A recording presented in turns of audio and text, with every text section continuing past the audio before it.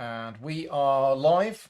Good afternoon, everybody. Thank you very much for joining us for the live Q&A for May 2026.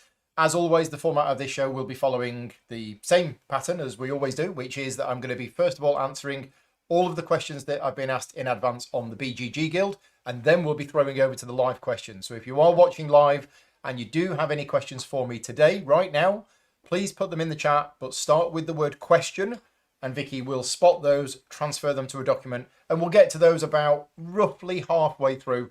We generally spend about 45 to 60 minutes going through all of the questions that I've been asked in advance first. So a big thank you to everybody who has asked me those questions in advance. And yes, then we will be we'll be going through to the live questions. So yeah, if you've got any live questions, put them in the chat now, but I won't get to them for about 45, 50 minutes or so. As always, these videos are not sponsored in any way. No publisher has paid me any money for any promotion or anything like that. These are all completely my own opinions, and I'm able to do these thanks to the support of the Patreon campaign. So a big thank you to all of my Patreon supporters for funding the channel and helping make these videos possible. If you're wondering what the road to freedom is, just below me, and if you're also wondering why that bar has not moved in 6 months, it's because we are on a goal to try and reach 1,400 Patreon supporters. And at the start of this year, in January, we hit 1,330-ish. And we are still at 1,330 as of today. So, yeah, we will get there, hopefully, at some point. But if you're interested in helping me get to my goal of 1,400 Patreon supporters, then that bar will slowly move. Right then, I'm hoping that the audio is all okay. Yeah, everything's working fine. Great. Let's head on over to the BGG Guild. And if you are watching this video back afterwards, or you are listening to this as a podcast, because these do get converted into podcasts in about 1 to 2 days after they've been done, and you're thinking, how do I ask Paul questions because I can never make it to the live shows, then on Board Game Geek, Guild number 2258, generally a few days before these live Q&As, I always put up a thread asking for questions. And that's what I'm going to be going through now. So the first question is from Gavin. What game mechanism do you think has the most amount of room for new variations in games? As an example, worker placement has gone through a number of different variations, such as worker types, different costs for the number of workers already there, mechanisms around pulling workers back, and Gavin is interested in what other mechanisms I think there is scope for more expansion. The two that come to mind are worker placement and deck building. And to be honest, oh, Loki's just decided to join us. Loki's coming to answer the question. What do you think, Loki? Worker placement, deck building, are you coming up? We have a cat invasion on question 1. Come here, you. He doesn't like that. There you go. Right, what do you think? Worker placement? Yeah. Deck building? Yeah. Oh, he's so cute. Honestly, it's going to be very difficult for me to answer this question because, I mean, I agree with you. Since worker placement was first used in games, it has come a long way, and we've got all sorts of different variations on worker placement now. And it's the same with deck building. When deck building was first introduced, it was very simple, and now we've got a huge number of iterations on deck building. What game mechanism do I think has the most amount of room for variations? I mean, part of me would say I'd like to see more with deck building and more with worker placement. But to be honest, we've already had so many variations of it. I don't know how many more there are. There are certain mechanisms that I don't like in games, like blind bidding or push your luck or anything like that. So I'm not going to suggest one of those unless somebody was able to come up with a variation about one of those, which means that I might not hate it as much as I currently do. But yeah, it is a good question. I'm just struggling to think of an answer for it because we've already had so much wiggle room in those core mechanisms already, and I'm not sure how much more there is left with them. But, you know, these designers are very clever. They're always coming up with new and interesting ideas.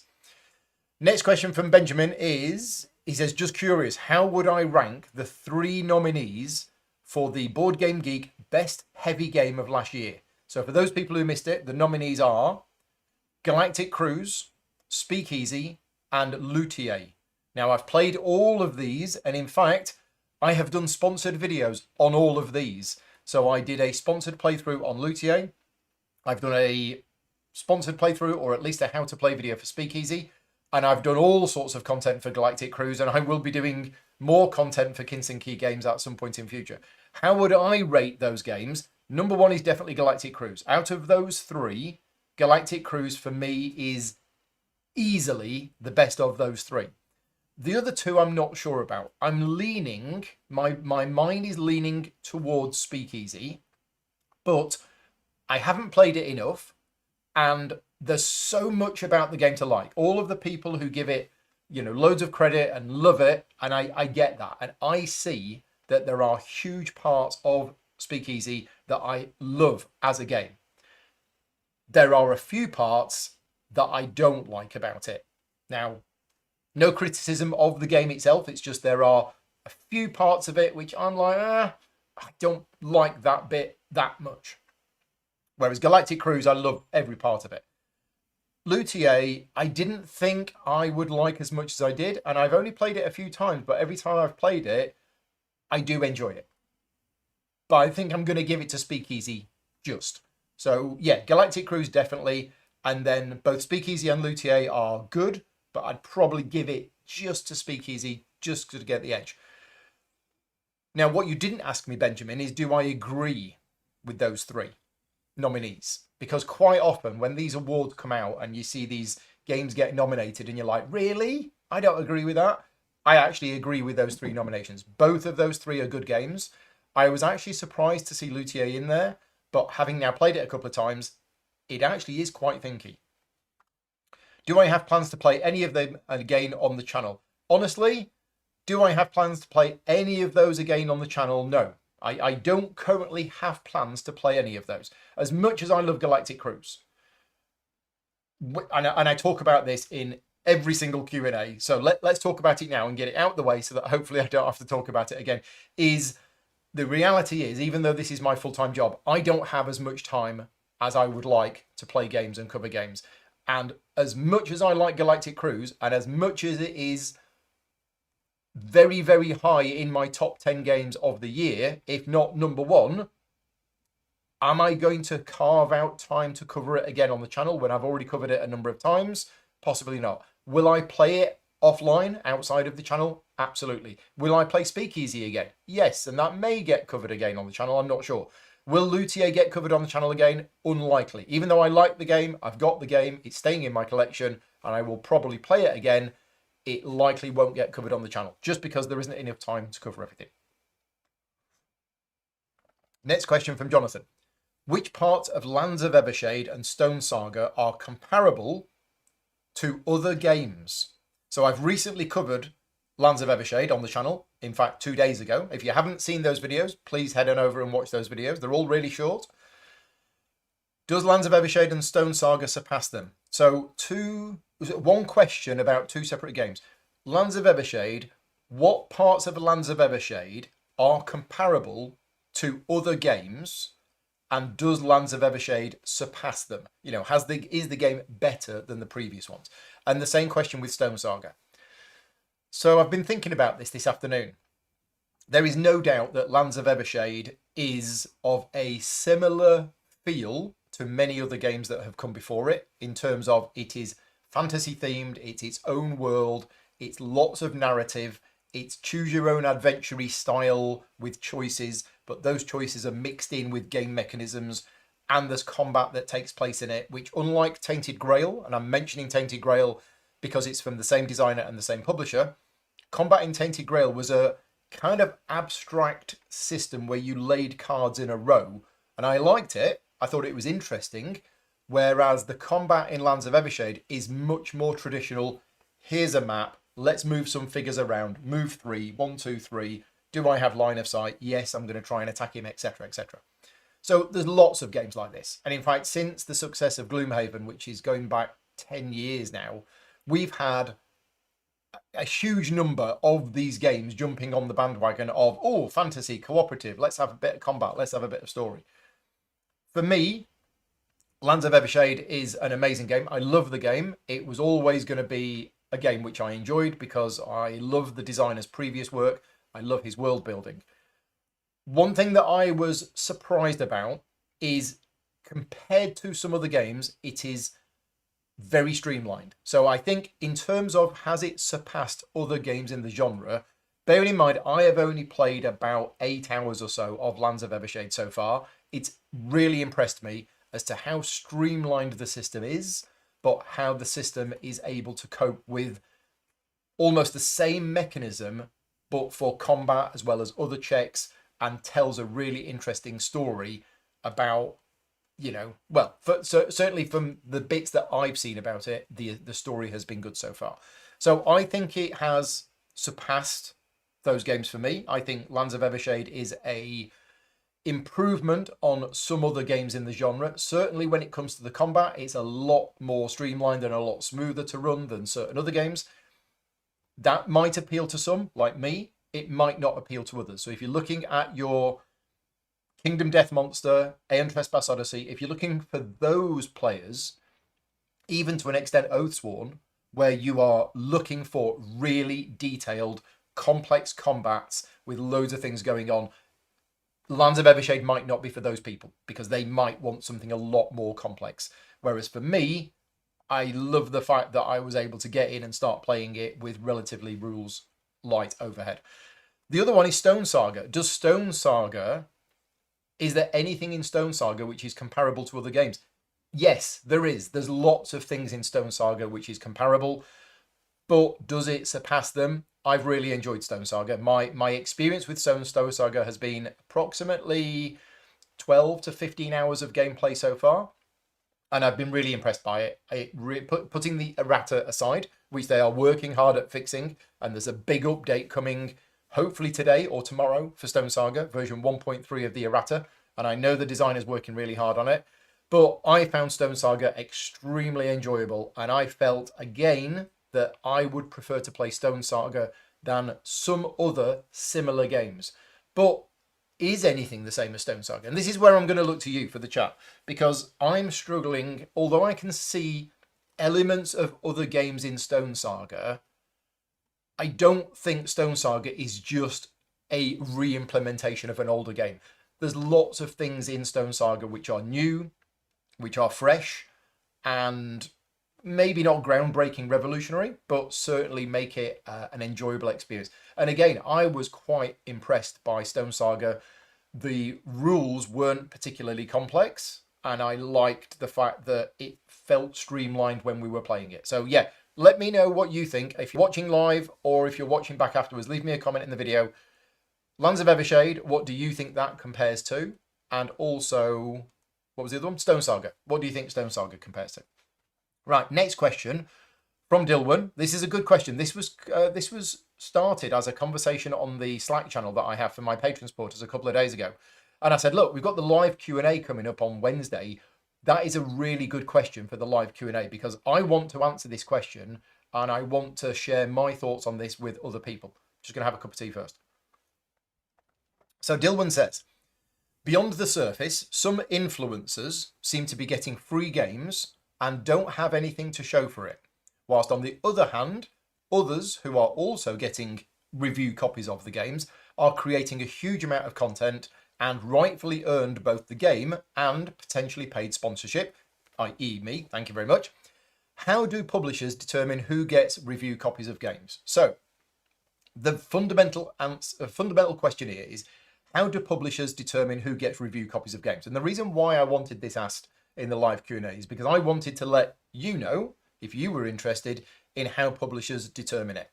And the answer is, it really depends. Publishers are a law unto themselves. Some of them have a very open door, and if anybody basically contacts them and says, I'd like a review copy of your game, please, they'll say yes. Some are very strict, and it really depends who the publisher is, but how they determine who is entitled to a free copy of their game is up to the publisher. It really is up to them.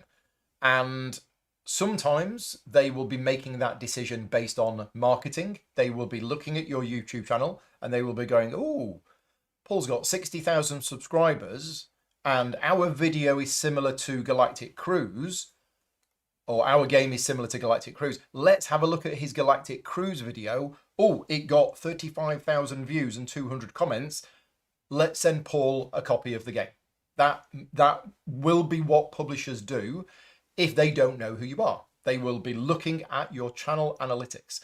Conversely, if you've got a YouTube channel, no disrespect to you, if you've got a YouTube channel and you've got 300 subscribers and your last video had 4 views and one of them was your dog, and you write to Kinson Key Games and say, I'd like a review copy of Galactic Cruise, please, they're not likely to say yes. I mean, I don't know. Kinson Key Games might. They might say, yeah, that's absolutely fine. You can have a review copy.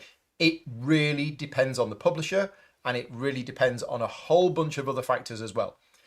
If they are wanting to market their game because there's another print run, they will be more inclined to send copies out because it's going to help them. But if you ask them for a review copy of a game which has been out of print for 2 years, A, they're probably not going to have any left, and B, what's in it for them? Because ultimately, the contact that you will have with the publisher is the marketing person. Their job is marketing, and there is no benefit to sending reviewers copies of games unless there is going to be some kind of return on that. So it really depends.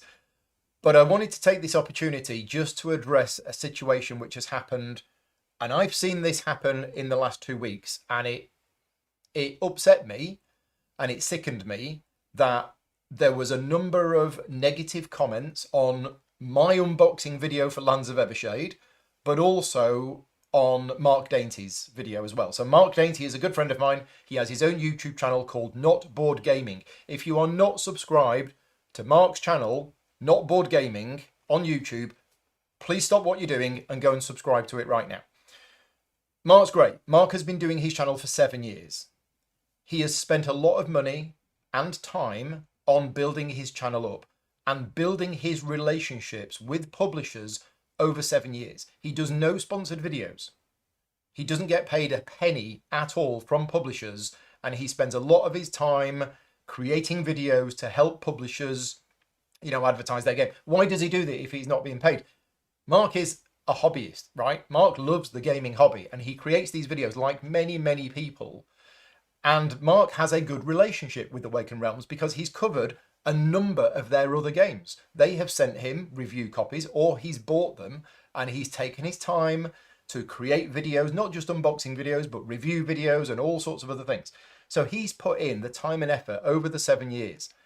So to see the following comment, and I'm going to read this out word for word. This is from YouTube user XDViper4518. If you are watching this video now, please stop watching. And the comment that they left was, what did you have to do to get Awakened Realms to just send you this review copy? It must be nice to have this level of privilege. Now, I responded to that comment on YouTube because I am one of these people that is unable to let things lie. And I told him to go away and read a dictionary for the definition of the word privilege. Because, as I said on the comments, Mark has worked really hard, 7 years, building up his channel, building up a relationship with the publisher. And to see comments like that from, all I can presume is jealous people who are jealous of the fact that Mark got sent this game and they didn't. It's disgusting to see. Anyway, go and subscribe to Mark's channel, and yeah, that's all I have to say on it. But to answer the question, the original question, how do publishers determine who gets review copies of games? It really is down to the publisher. And there's another one thing that I want to mention here. Jamie Stegmaier gets a lot of criticism from the board game community. But I have to say that the current system that Jamie has for review copies is probably one of the most structured and organized that I've ever seen. He has a definite system for allocating review copies, and you can apply. And I'm on a list, and once a month I get an email from Jamie to say, these are the games which we are currently offering review copies of. If you would like one of these games for review, please let me know. But if you have previously asked us for a game and you haven't done a review video on it yet, you're not going to get another one. And I like that, because I don't like it when publishers just blindly send out, here's a game, here's a game, here's a game, and they're sending them to people, and these people are not doing anything. These people aren't even doing an unboxing video, let alone a review video, and yet they get more and more review copies sent to them. That's wrong. And for me, I have stopped saying yes to publishers that ask me whether I want a review copy of a game. And I get this all the time. I get publishers contacting me saying, Paul, we'd like to send you a copy of this game. No pressure. You can have it. You don't even need to cover it on the channel. And I say no. And the reason why I say no is because I know exactly what will happen. I will get that game, I'll look at it, I'll go, this looks pretty, I'll put it on a shelf, and then 3 years later, it will still be on the shelf, and I won't have time to play it, and I'll be like, and I'll feel bad. So I am protecting myself by essentially saying no, even from publishers just offering me free copies of games with no strings attached, because it's not fair on them. Anyway, have I ranted enough about that? I think I have. So, next question from Ronald. Which out-of-print game would you like to see a new edition of? And I thought to myself, when I saw that question, I'm not going to be able to answer this question. And then I went, Palais Royale, or Royal Palace, to give it its other name. It is a fantastic game. It's by Javier Hoyes, if that's how you pronounce it. The same guy that designed Carnegie, that one. It's a brilliant game. I've got it. It's never leaving my collection. I've got the version which is called Palais Royale, but it's also called Royal Palace, and it's just a really good game, and I think it's been out of print for many, many years. Next question from Ronald. Would you like to visit Vancouver in Canada? I mean, I'll say yes, because I've never been, so of course I would like to visit.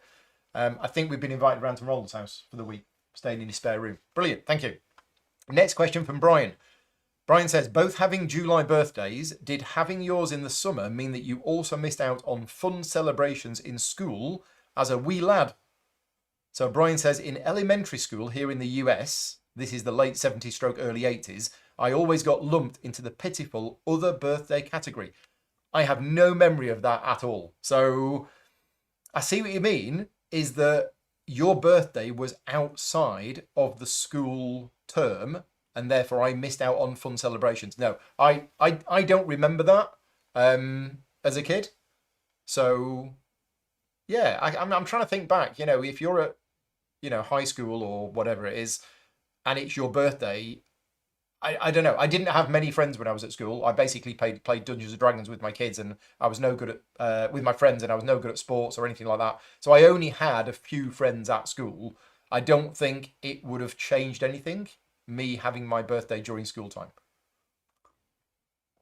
Next question from Monesias. Any tips for people coming to GridCon for the first time this year? So congratulations at getting GridCon tickets. For those people who are interested, GridCon is currently sold out. We are going to be putting a waiting list up in June, and people can apply and put their names on the waiting list. There are currently no tickets available, but we always get some cancellations, sometimes nearer the time. So yeah, if you are interested in coming to GridCon, please don't turn up if you don't have a ticket, because we are a ticketed only event. But tips for coming to GridCon for the first time. First of all, then the Slack channel, which is used for Patreon supporters, has a GridCon sub-channel within Slack. Definitely post on there. My advice, and I know a lot of people don't like to plan games, but my advice is to at least plan your first game of the first day, because that way you've got something to do on Friday at 10 o'clock or 9:30 or whatever. By planning a game, choose a game that you want to play, and you can stick it on after game, or you can just talk about it on Slack, and you will find people that will be interested in joining you. And then all of a sudden, right at the start of the convention, you've got a game to play with other people, and it can go from there.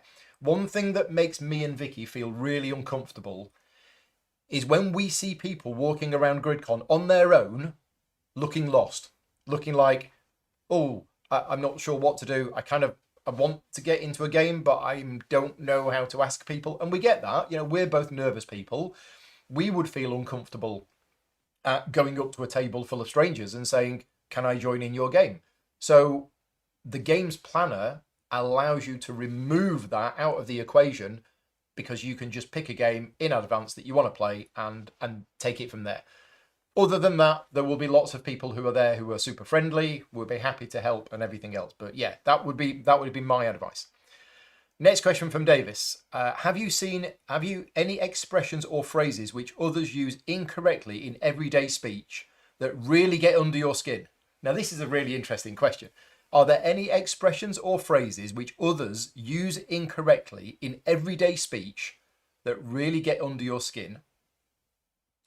Have you any suggestions for stopping this swelling misuse of across the globe, stroke earth, stroke world? So there are certain phrases, I wouldn't say they get under my skin. Of all of the things in life that annoy me, people using incorrect phrases is not something that, really annoys me.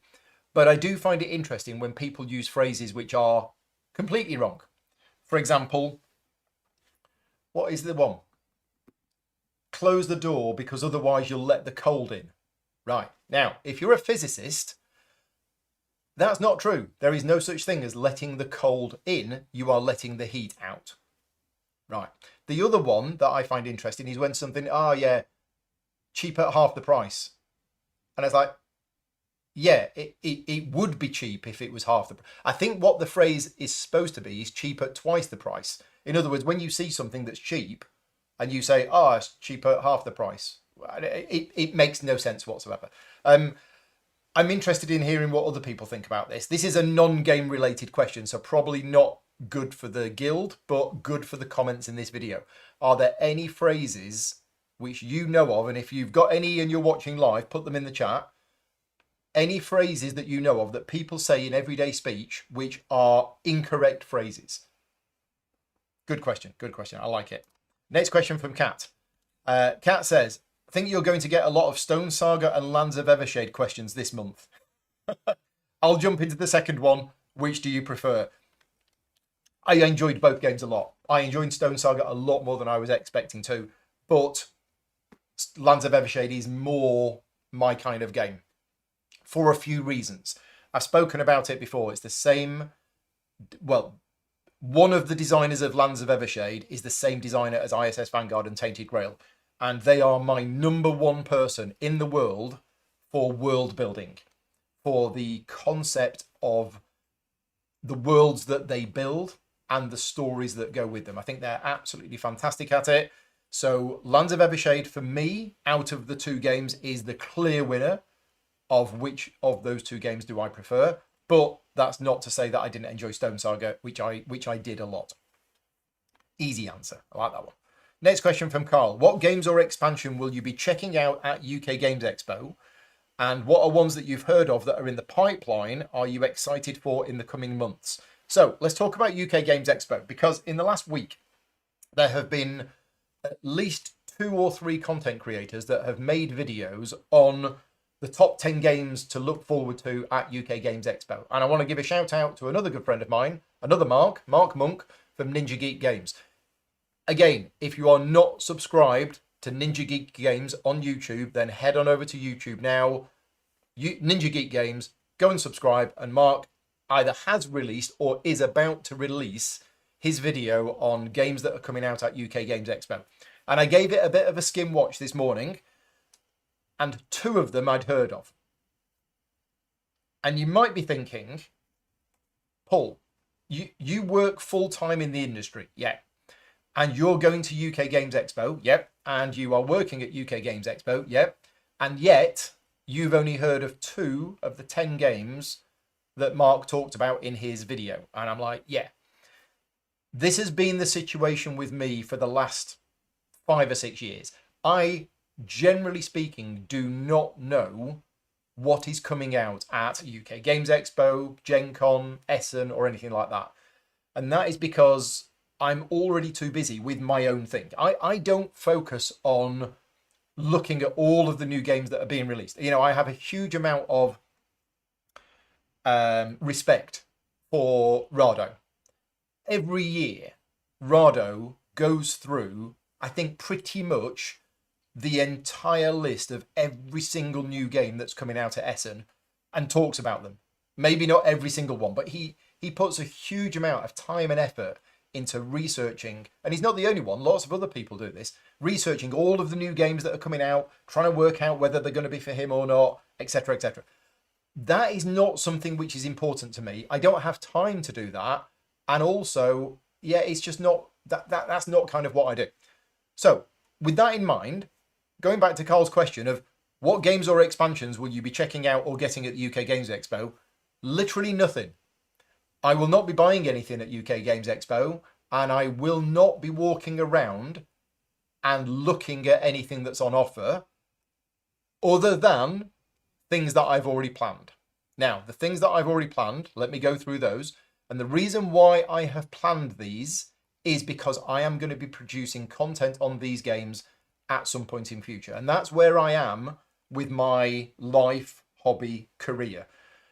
And this has been, as I say, for like the last 5 or 6 years. Walking around UK Games Expo to see what games are coming out and to possibly get demos from publishers and have a look and have a browse. I don't do that anymore. The only games that I'm going to specifically go and see are because I've already had an agreement with the publisher that I'm going to be covering this on the channel, and therefore I'm going to see it to get a look at the game. So I'm going to go and get a demo of Whisperwood, which is a new game that's coming out from Cardboard Alchemy. So I will be playing that at some point over the weekend. I'm also going to be getting a demo of Ringyo, the new game from Pavison Games. So I'm going to be covering that one. In fact, I'm covering that one on the Friday after UK Games Expo. So I'm going to UK Games Expo, I'm getting a demo of it, I'm then picking up a prototype copy of the game on the Sunday, I'm bringing it home, I'm doing a video on it like 5 days later, and then I've got to send that copy on to another content creator. So yeah, Ringyo from Pavison Games.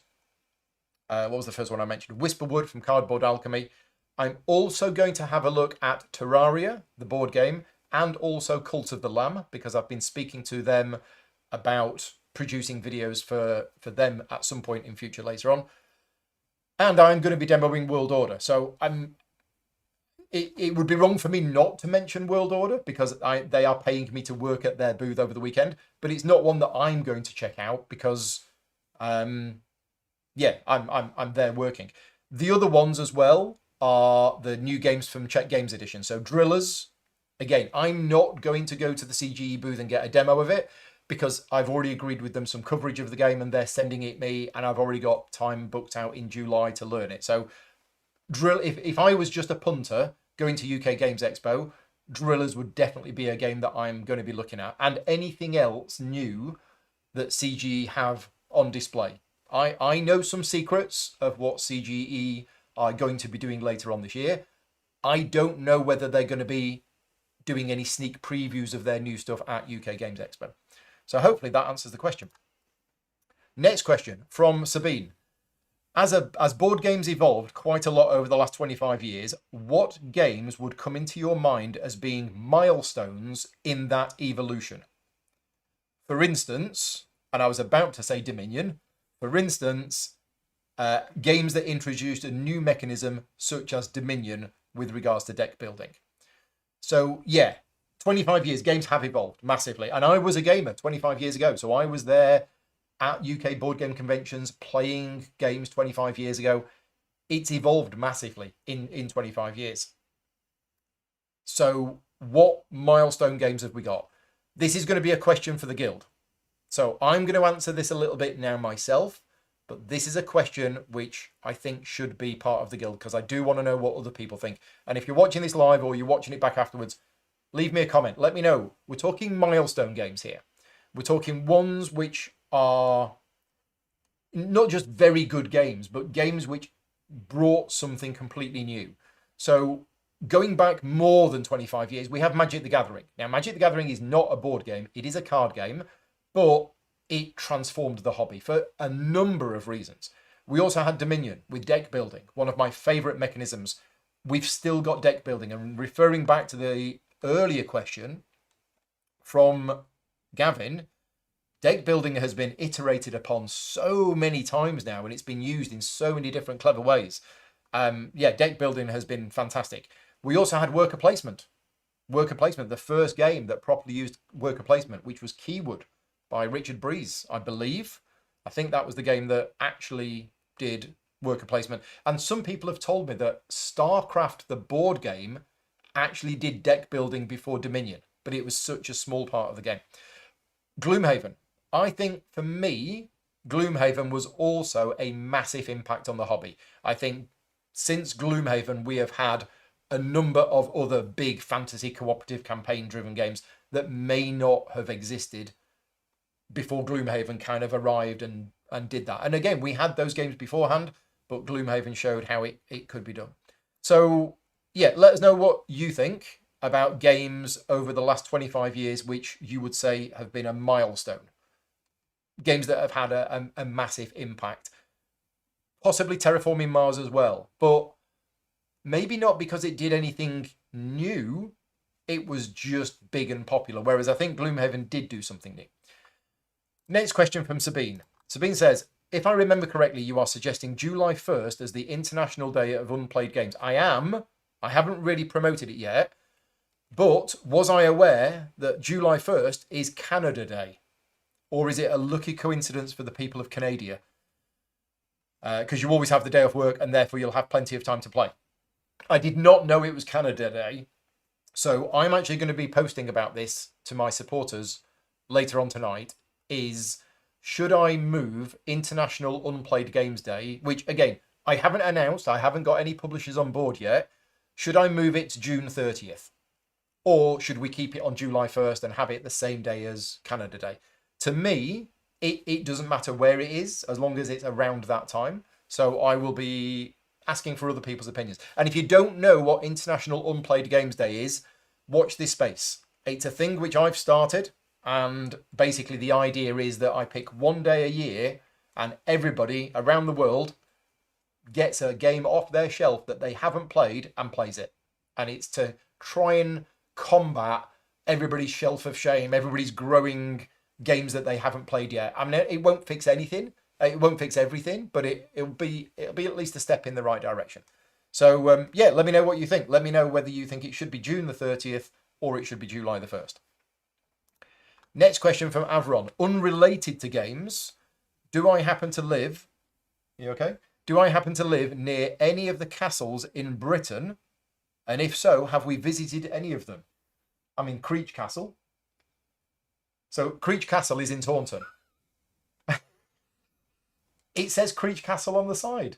Therefore, it's a castle. No, it's not a castle, apparently. I would say the answer to that is no. Vicky is going to look up where is the nearest castle to us. We've been to Tintagel, which is quite far away, and is not really a castle anymore, but probably was at some point. So yeah, have we visited any of them? If so, I don't think we have. I've not been to a castle for a very long time. Vicky's saying that she's been to Dunster. Oh, Dunster Castle. So there is an actual castle in Dunster, and we have both been there. Yeah, okay. But yeah, I don't know if there's any nearby. Oakhampton, apparently. Is there a castle in Oakhampton? Okay, maybe there is. Deborah says there's a castle in Oakhampton. The nearest castle to Cullompton are... Is this AI? Okay, so according to AI, the nearest castle to Cullompton is in Egypt. No? Historic medieval fortresses offering a great mix of ruins and lived-in estates. Tiverton. Okay, there's one in Tiverton, which we've been to. No? Where did we go to in Tiverton? Oh, Knightshays. It's not a castle. Okay, so there's a castle in Tiverton. I've not been. We need to go to Tiverton. We need to go to Tiverton Castle. Right, next question from Jake. Jake says, we have just started a board game YouTube channel, and he's not posting here to get attention, but I'm going to give you the name of his channel. It's called In the Board Game Room, and they do rules videos for games as well as time-lapse plays, setups, packups for short. Right, I'll go and subscribe to that later on. What would you want to see from a new board games YouTube channel? Are there any particular games that you think should be covered? Honestly, my time to watch board games channels is very limited. The only videos that I've been watching recently are Asaf's from Easy Board Games. He's done a whole load of videos on Lands of Evershade. I've been watching those when I've been at the gym. I've mentioned that I watch videos from Mark Monk and Mark Dainty and Luke Hector and various other people who are friends of mine, and I support them and they support me. So I will occasionally watch videos from them, but honestly, my time to watch videos is very minimal. It is literally just the 30 minutes every other day that I will spend at the gym. And I also have audiobooks that I listen to. I can't watch any videos while I'm doing any kind of work at home. So yeah, I don't get much. In terms of what would I want to see from a new board game channel, I want to see what you want to do. I think it's really important in the YouTube space for you to do what you want to do rather than you do what you think other people want to see. It all depends on what your motivations are going into it. If you go into it with a business head on and say, right, I'm going to create a YouTube channel, we're going to get 1 million views per video, and we're going to give up our jobs and we're going to live off the YouTube advertising, then you need to be going into it with specific things in mind that are going to be things that people want to see. Whereas if you go into it with, actually, I really enjoy teaching people how to play games, so I'm going to do videos on teaching people how to play games. Good luck with it. It's really hard. A lot of content creators don't manage to make a success out of it, and a lot of content creators also don't get the recognition that they deserve, no matter how good their videos are. So yeah, good luck with that. Next question from Jesper. In the never-ending pursuit of combinations of the best Eurogame publisher, Furlanspiel, and the best board gaming content creator, Mr. Grogan, I have news and questions. So this is from Jesper. First question is, at Spiel 2026, Furland will release a game called Greenwood. We can even download the German rulebook from their page right now. The German rulebook is 32 dense pages long. German is my third language, so that rulebook is too much for me to grok right now. I remember in 2024, you played a prototype version of Black Forest at UK Games Expo. So the question is, have I made any arrangements with Furlandspiel at this year's UK Games Expo for them to show me their newest stuff? And the simple answer to that is no. I have been contacting Furlandspiel regularly about covering the Danes, the new stuff coming from Feast for Odin. This is the first time I've heard about Greenwood. So yeah, I have no idea about this game, and I've not had any contact with them about it, and I'm not in any I don't have any arrangements to cover anything at UK Games Expo. Second question. Frank from Furlandspieler has said on BGG that the rulebook for the Danes will be uploaded at some point in June, and they are starting their crowdfunding campaign in October. He also mentions that the Danes will have different variants, 6-round game, 8-round game, and a quicker version with 11 Vikings compared to the longer version with 12. I read somewhere that you were concerned if the game will be too long to play. I may have said that, I can't remember. The question is, have you made any arrangements of doing a playthrough video for the Danes with Furland? I'd love to, right?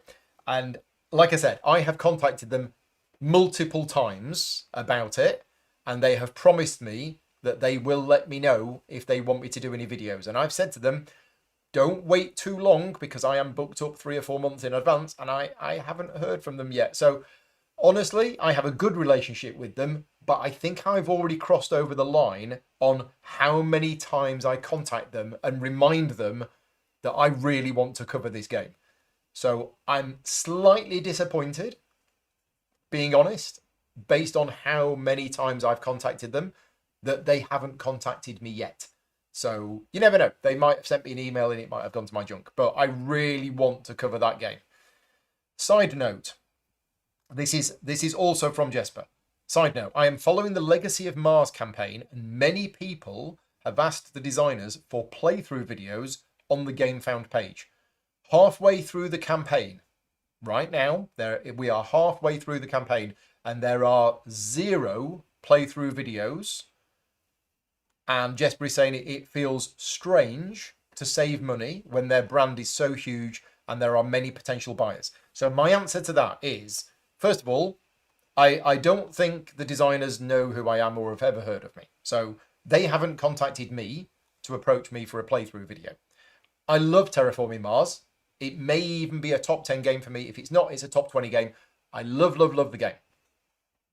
But they haven't reached out to me to ask me to do any playthrough videos. So that's why I haven't done any. Second, it's a legacy game. And I can see why they might not want any playthrough videos of the game because they want to avoid spoilers. So it might have been a deliberate marketing decision to not have any playthrough videos. Also, just to flip your last sentence on its head, you're saying that it seems a strange place to save money when their brand is so huge and they've got the money. Why are they not spending it? Their brand is so huge that this game is going to do exceptionally well that they don't need to pay any content creators for any playthrough videos. So yeah, they may, and I've spoken to many publishers in the past who say, we do well enough without any videos. We don't need to pay anybody to make videos on our games because we're already big, we're already popular enough, we don't need it. So yeah, I'd love to. I'd tell you what, if they contacted me and says, Paul, we've heard you like Terraforming Mars, we've watched a couple of your videos and we like your style, we'd like you to do a video on Legacy of Mars, I would be looking at potentially saying yes, putting aside the issues around the game at the moment. Because as I say, I do love Terraforming Mars. But we will see. We will see. Right, next question from Brian. Moving on from all of this board game fluff and onto more important topics. Now, just so you know, Brian is going to start talking about a very sensitive subject right now. So anybody who is stood up, I think it is safe for you to sit down right now, just in case that the news that I'm about to tell you comes as a bit of a shock.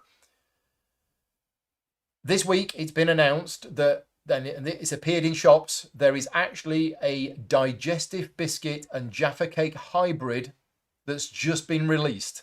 And various people from around the world have been sending me photos and said, Paul, did you know about this? And I'm like, yes, you're the 57th person to have sent me this. On a scale of 1 to 10, how excited are you by the news that there is a digestive and Jaffa cake hybrid that has just been released? Probably a 7 or an 8. Now, if it was Hobnob and Jaffa cake, it would be an 11 out of 10. So, yes, I'm definitely going to be getting some of those. I haven't got any yet, and I haven't tried them yet, but I'm very curious.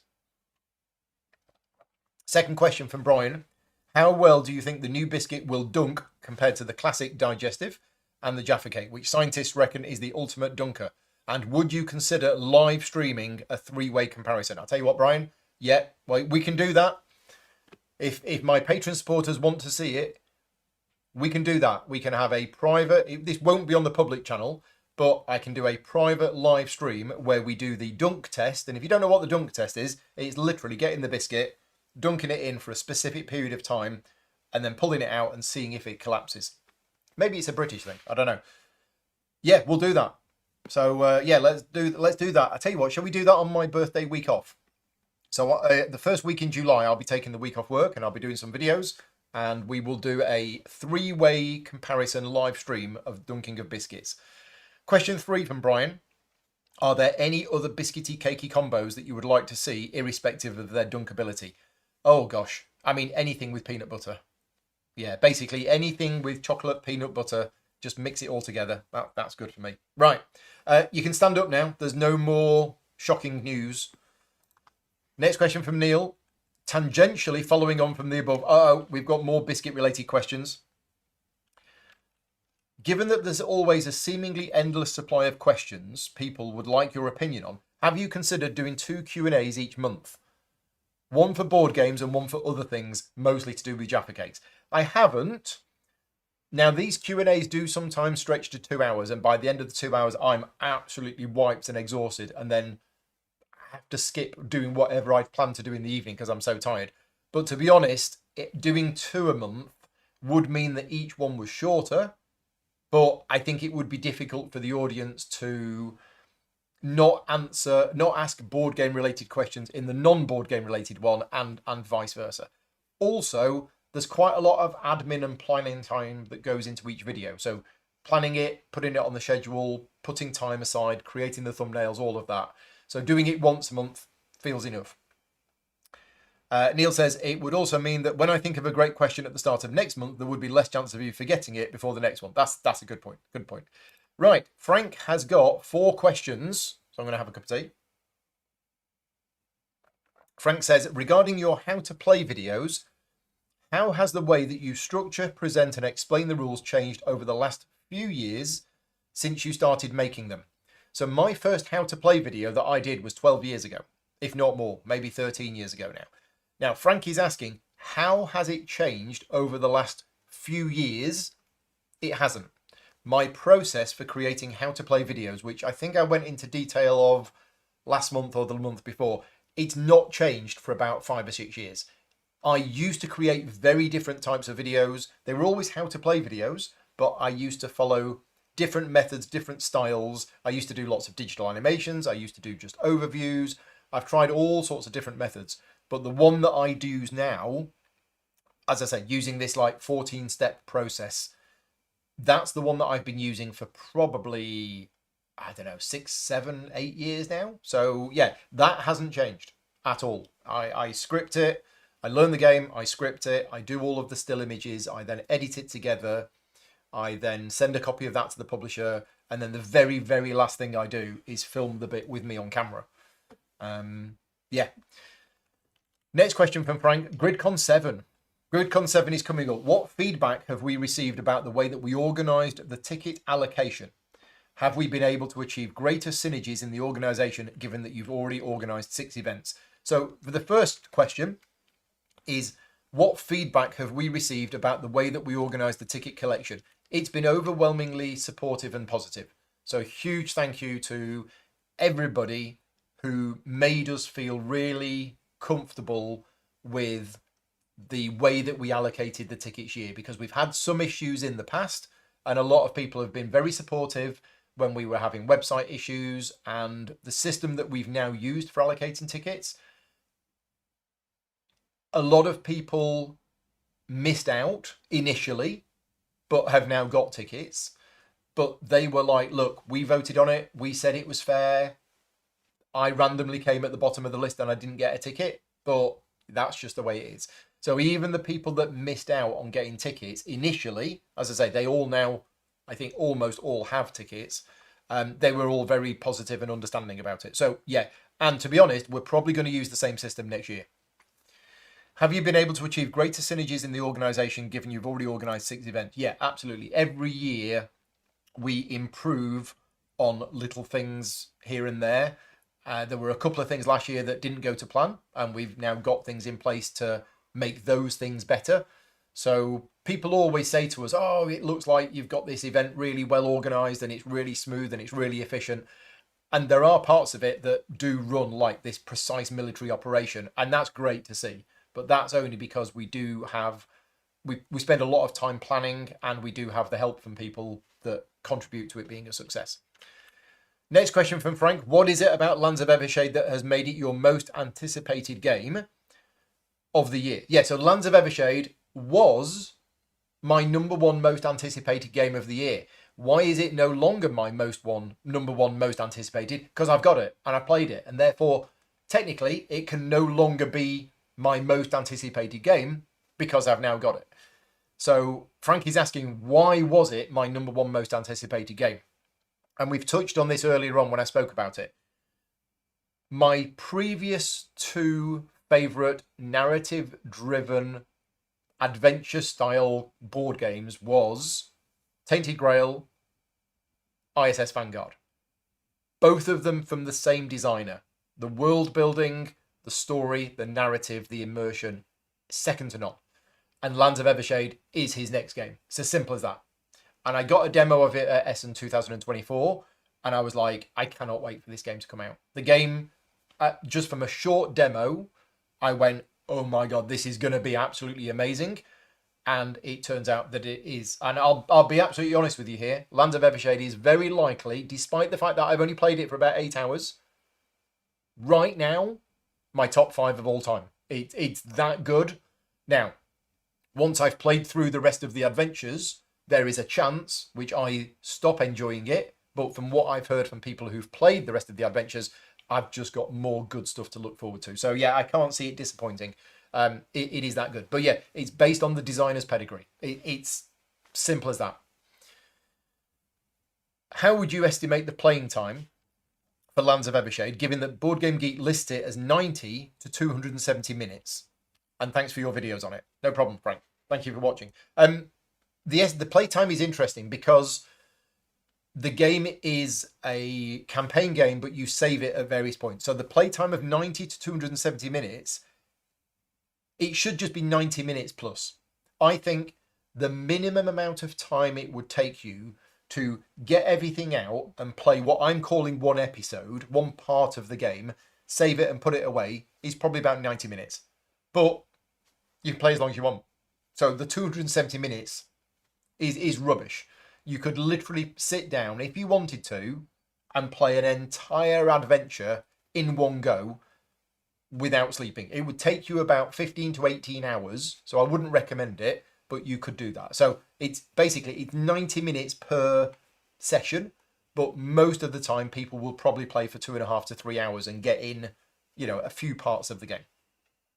Finally, question from Frank. You wrote on Slack that you were disappointed that no follow-up videos had been commissioned for World Order.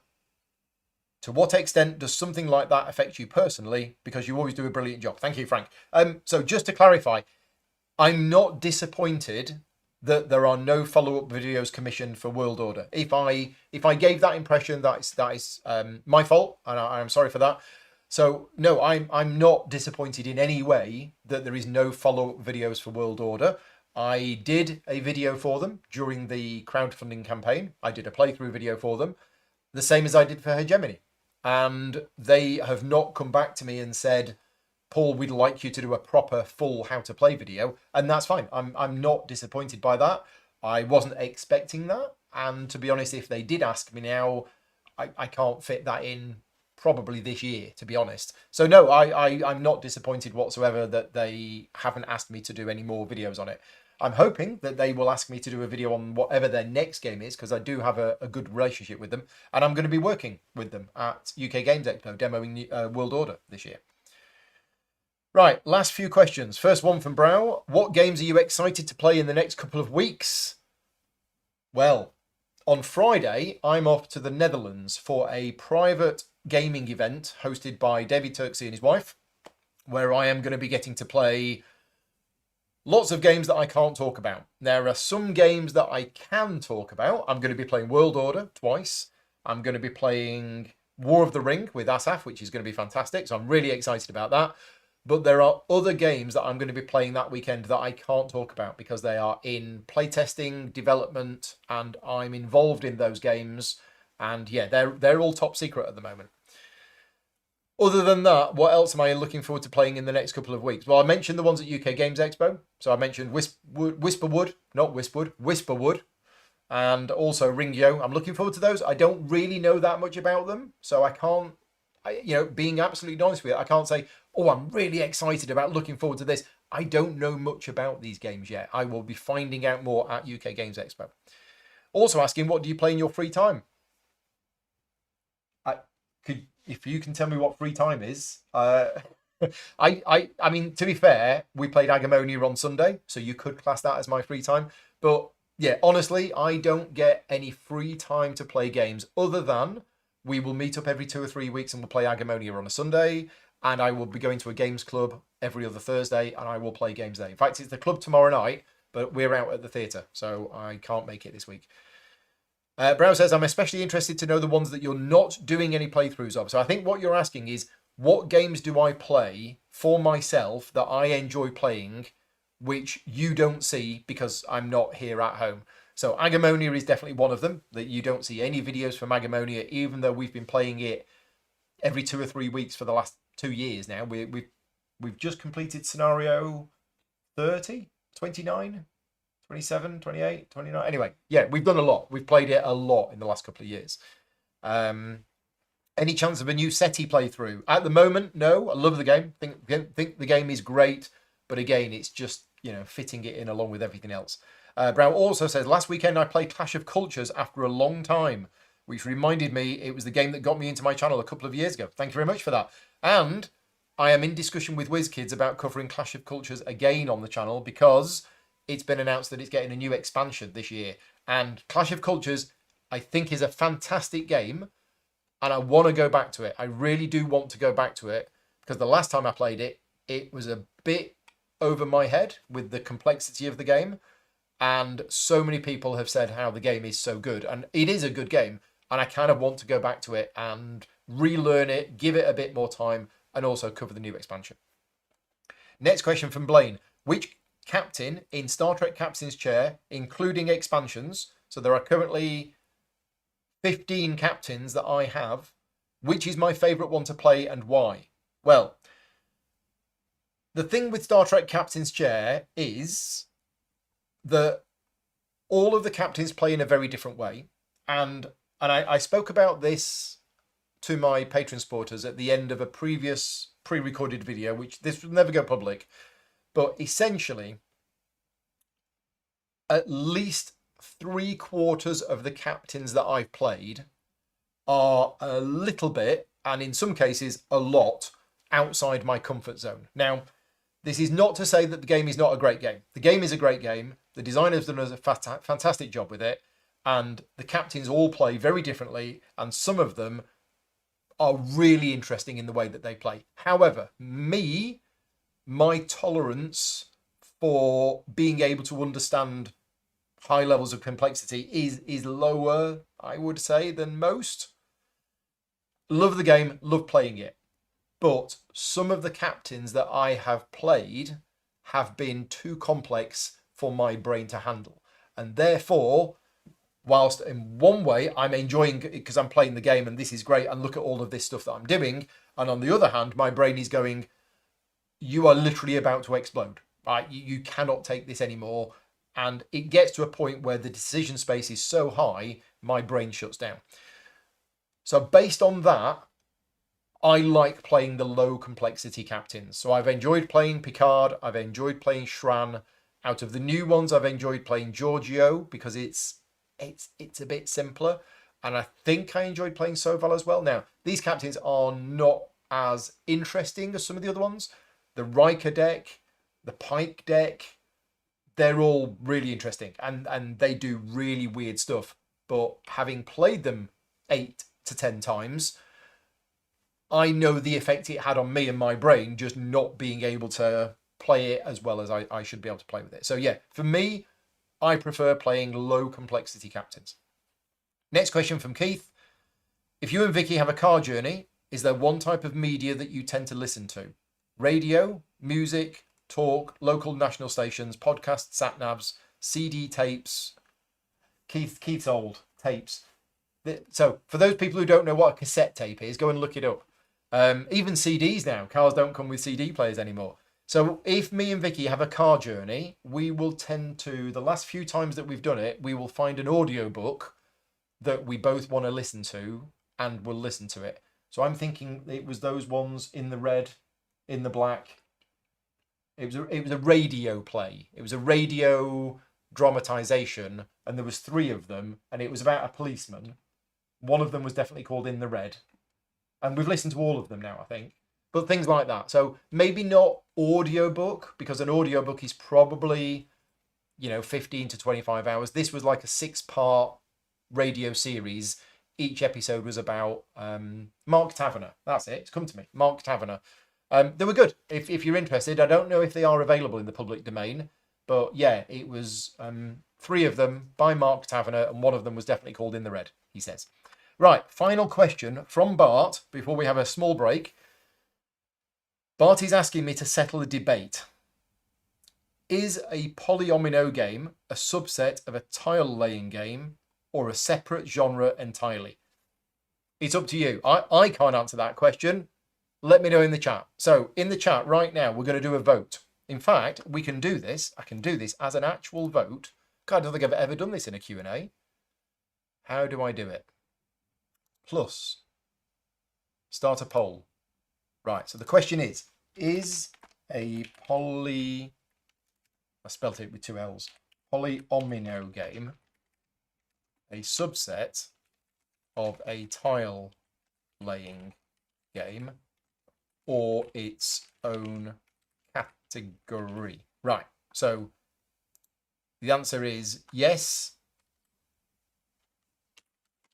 subsets.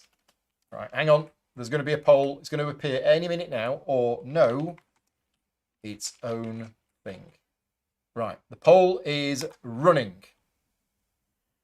So you can vote now on whether you think that a polyomino game is a subset of tile laying or it's a separate genre entirely. We will close that poll at the end of the stream and we will announce the results. So that is the end of all of the questions that I've been asked in advance on the BGG Guild. Thank you very much to everybody who's asked those. We're going to take a short break now and we're going to give you the results of the contest. So for those of you that are watching this for the first time and don't know, every month as part of these live Q&As, I give away either £50 or £75 of games vouchers from Games Law.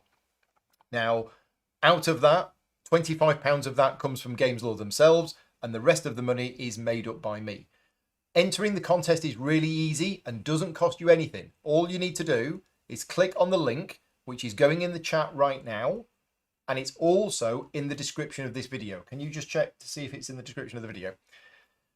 And that's it. All you need to do, click on the link and it will ask you for your name, your email address, which I will use to contact you, and what is the secret word. And the secret word this week is scissors, just because there's a pair of scissors on the table in front of me. There you go. Scissors is the secret word for this week. It's not going to cost you anything, and you could win £50 or £75 of games vouchers.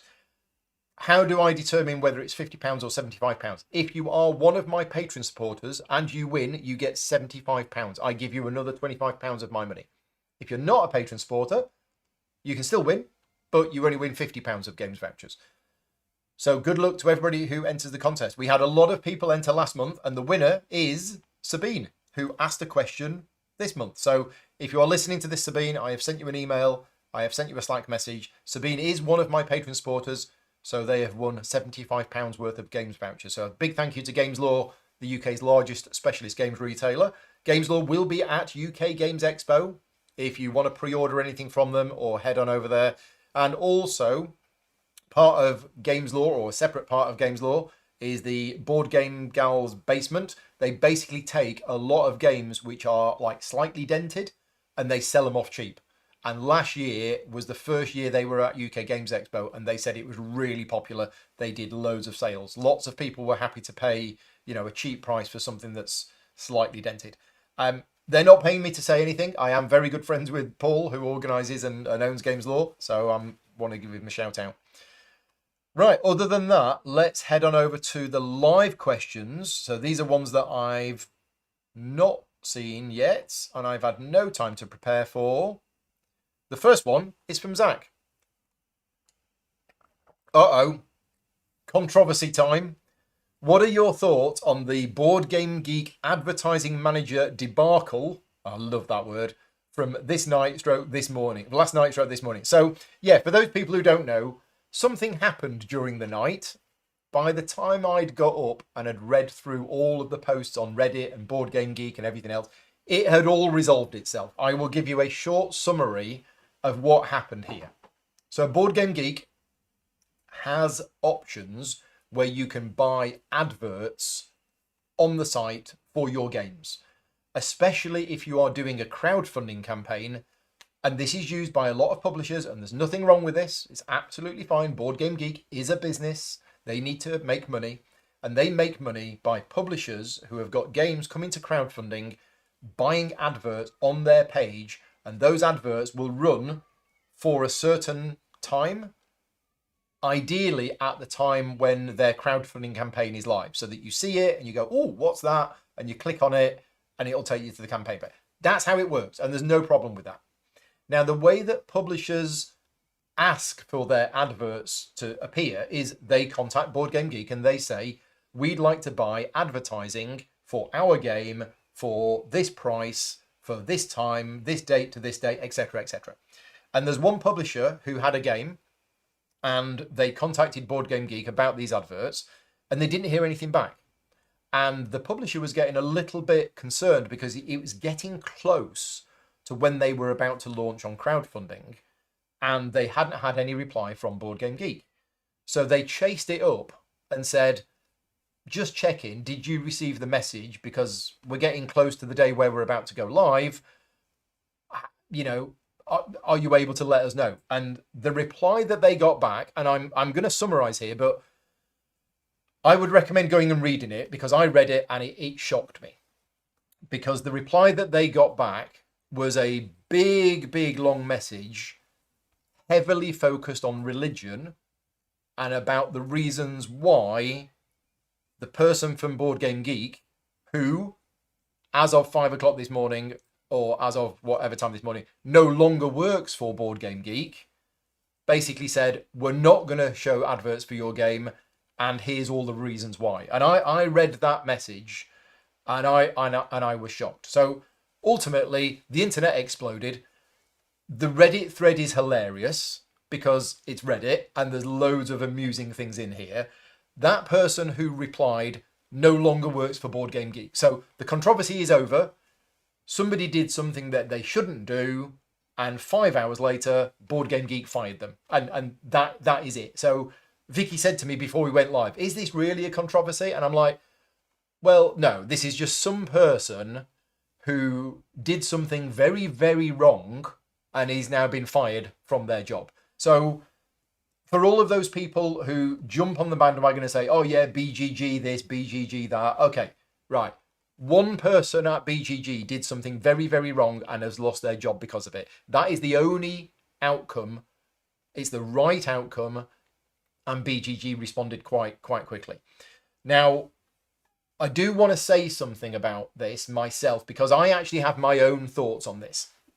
And I've spoken about this a little bit in the past, and it is my view on when religious beliefs actually start having the wrong effect.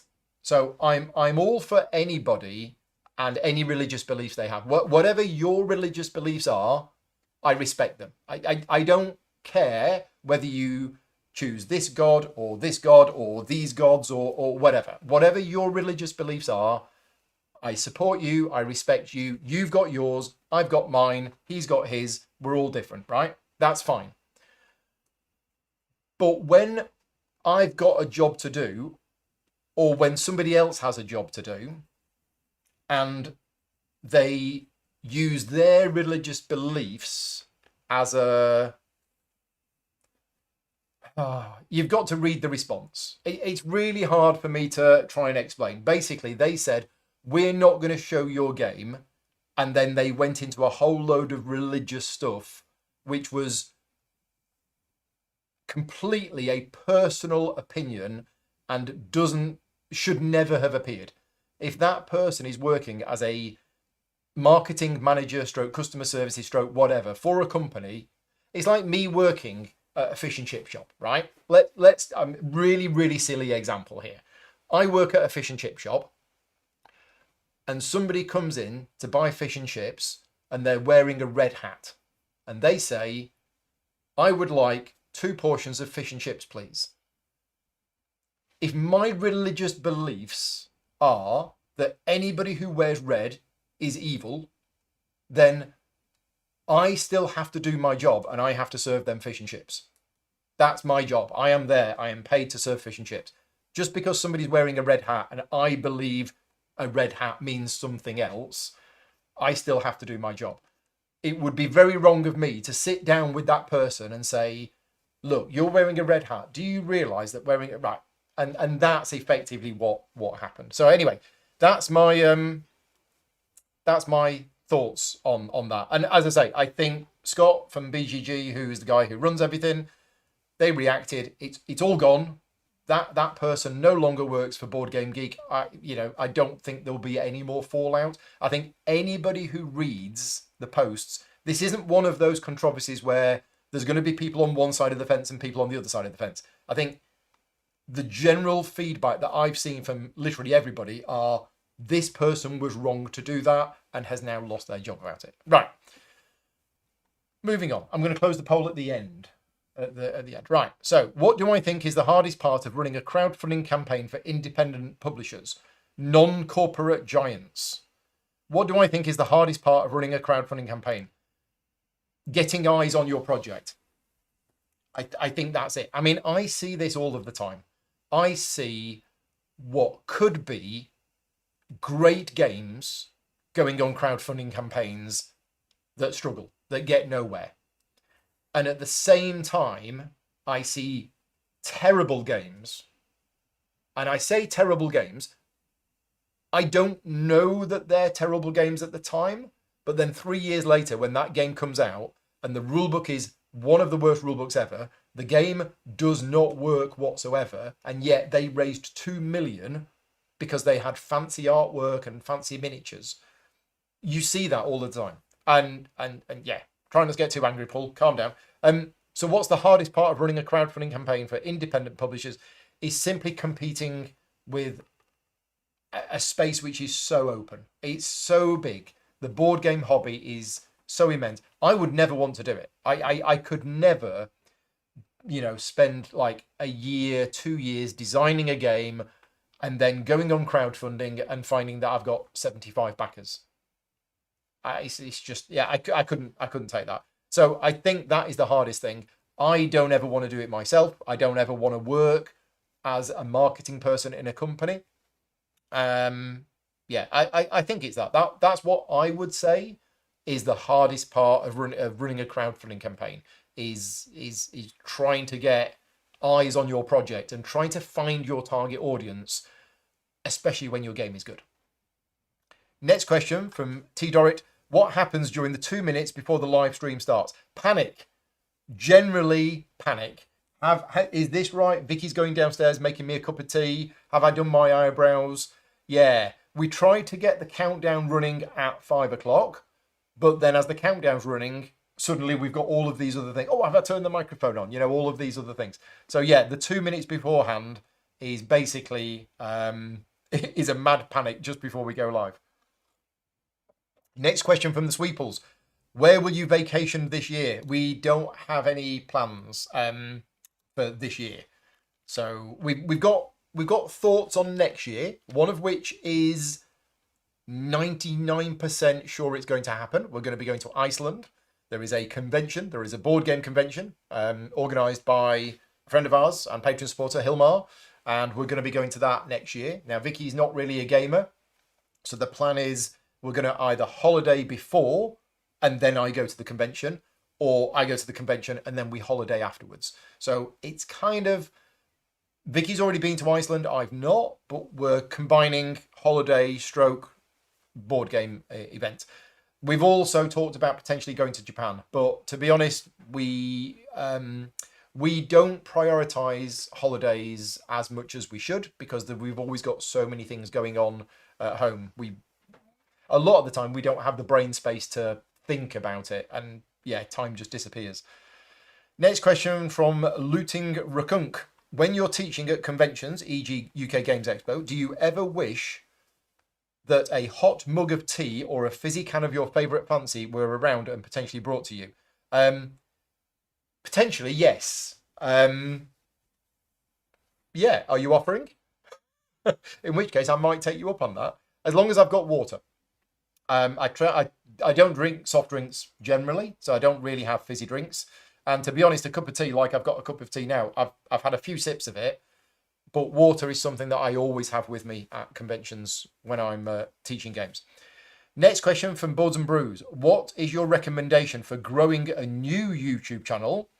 What do you wish that you had known when you started? That's a common question that I've been asked a few times over the last few years. My recommendations for growing a new YouTube channel. Honestly, I don't know. It might seem unusual because I've been doing my channel for 12 years, but I don't feel at all qualified on giving recommendations on how to grow a channel, other than the obvious ones of you need to keep your content regular. You don't want to do 2 videos and then have a break for 3 months. That's not going to work. You need to find your own style. Don't copy anybody else's style. Just do your own thing. But also take feedback from your audience. So especially when you're starting, ask for feedback. If there's something that people don't like, whether it be the sound quality or what's in the background or the length of the videos or anything like that, try and engage with your audience and try and get feedback from them. Because one thing that's really nice for me to see when I'm watching other channels, and I'm going to say smaller channels, i.e. ones with maybe 4,000 or 5,000 subscribers, is I go to their channels and I will watch some of their videos now and again, and I will see comments from people, and it will be the same people commenting on each video. And I'm like, great, you found your audience. Your audience is these people who are watching your content regularly. So you've got to find something that keeps people coming back to it. And how you do that is completely up to you. But yeah, other than that, keeping the content regular. Now, I'm not saying regular, I like you need to do it every day. You don't need to do content every day. You could just do one video a week. As long as it doesn't disappear for 6 months or something, you need to do that.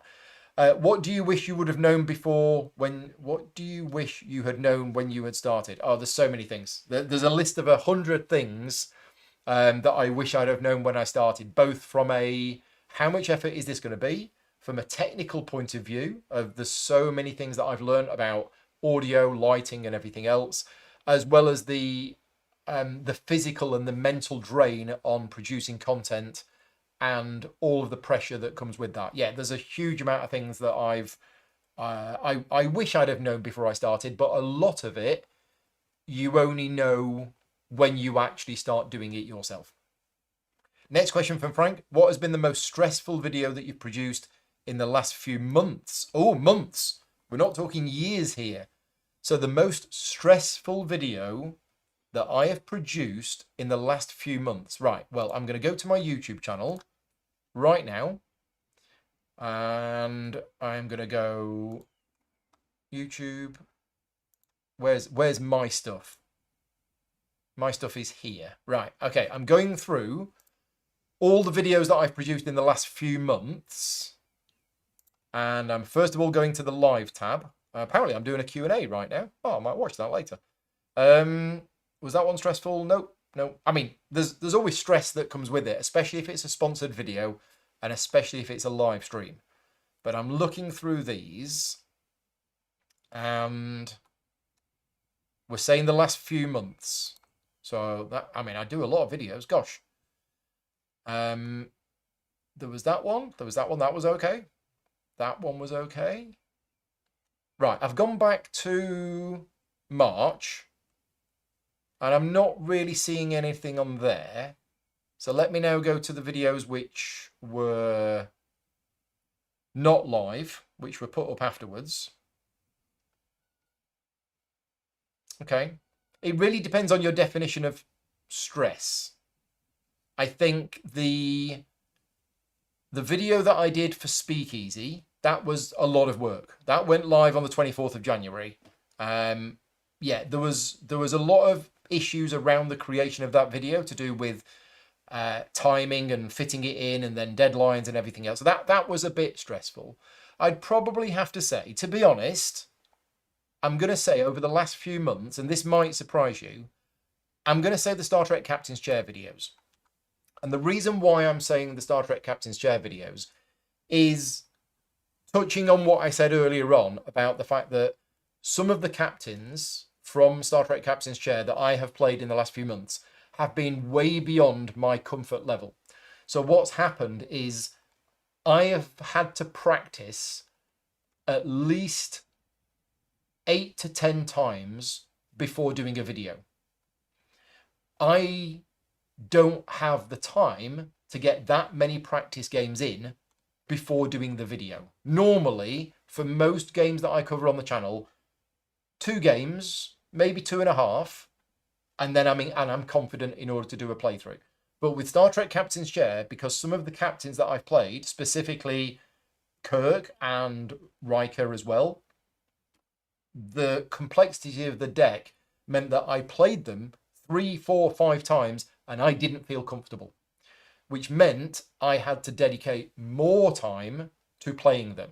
And then what would happen is I would spend 3 hours recording a playthrough video, and I'd get to the end of it and I wouldn't be happy with it. So over the last few months, the Star Trek Captain's Chair videos that I've created, and I've created 6 videos over the last few months, the time that I thought that it would take me to create all 6 videos, which is learning them, practicing them, recording them, editing them, it was triple. I've worked it out this afternoon. It's actually taken me 3 times as long to create those videos in entirety, because I'm almost at the end of editing the 6th one. I'm literally about half an hour's more work away from the last one, and then it's done. So I'd planned approximately, what had I planned? Probably about 80 hours of work in total, and it's been about 200 to 250 hours of work. And the reason why it's stressful is a combination of playing these decks is way outside of my comfort zone, and I'm here. I'm doing a video. I'm being paid to do a video to show the game off to you, and whilst I'm trying to be professional and keep it going, my brain is going boom, boom, and I'm not coping with it, and I've got to, put on a brave face. And I do like the game. I love the game. I think the game's amazing, but it's playing complex decks is really difficult for me. And then the fact that it's taken 3 times as long to create as I thought it would has meant that I've been having to work a lot of extra evenings. The amount of evenings and weekends that I've worked in the last 3 months has been more than I would like. So yeah, that's been quite a lot of stress. Right, we are at 6:30. We normally try to keep these things at 6:30, and as usual, I've rambled on more than normal. So what I will say is, no more questions for now. If you are watching live, thank you very much, but no more questions for today. And I will now try and answer the last lot of questions before we finish. So next one is from Rick. Would you want to do a campaign playthrough of Lands of Evershade on the channel? Yes. No question. Absolutely. If I had complete freedom of choice in my life, I would be playing Lands of Evershade tonight. That is how I feel about that game right now. I want to play that game more than anything else right now. So yes, I would love to do a full campaign playthrough of Lands of Evershade on the channel. Next question from Magic Max. Now that Faya Swamp is back in stock, is it? Excellent. And you've had time to digest your playthrough, would you recommend it? Yes, I would. So Faya Swamp is one of the games from Essen last year that I do recommend. However, the rulebook isn't great. So definitely check out Board Game Geek for clarifications, because there are some rules in there which are wrong and some rules which are really vague. But I like the game. I recommend the game. It's definitely worth trying it. It's not for everybody, but I really liked Faya Swamp. So yeah, I would recommend it. Next question from the Sweeples. Where in Great Britain should you visit? Definitely a town called Columpton in Devon. It's a lovely place. We enjoy natural beauty and light hiking, good food. We are not price sensitive. You're going to get... The thing with the UK is that there are so many nice places of natural beauty and hiking. I would say the Devon coast, potentially even the Dorset coast or Cornwall or anything like that.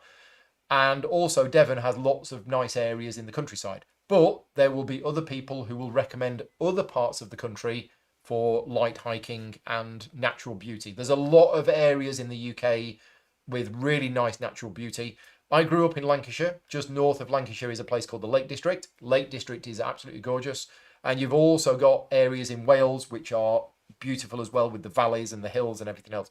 So it's very difficult for me to say where you should visit, because there is so many different options of what you want. I'm more than happy if you want to drop me a message privately, and I can contact various other people, speak to Patreon supporters on the Slack channel, and we can put together a list for you. More than happy to help do that. Next question from Lutin Rekung. What are your thoughts on people playing thematic music while playing games, not while streaming? Do you mind?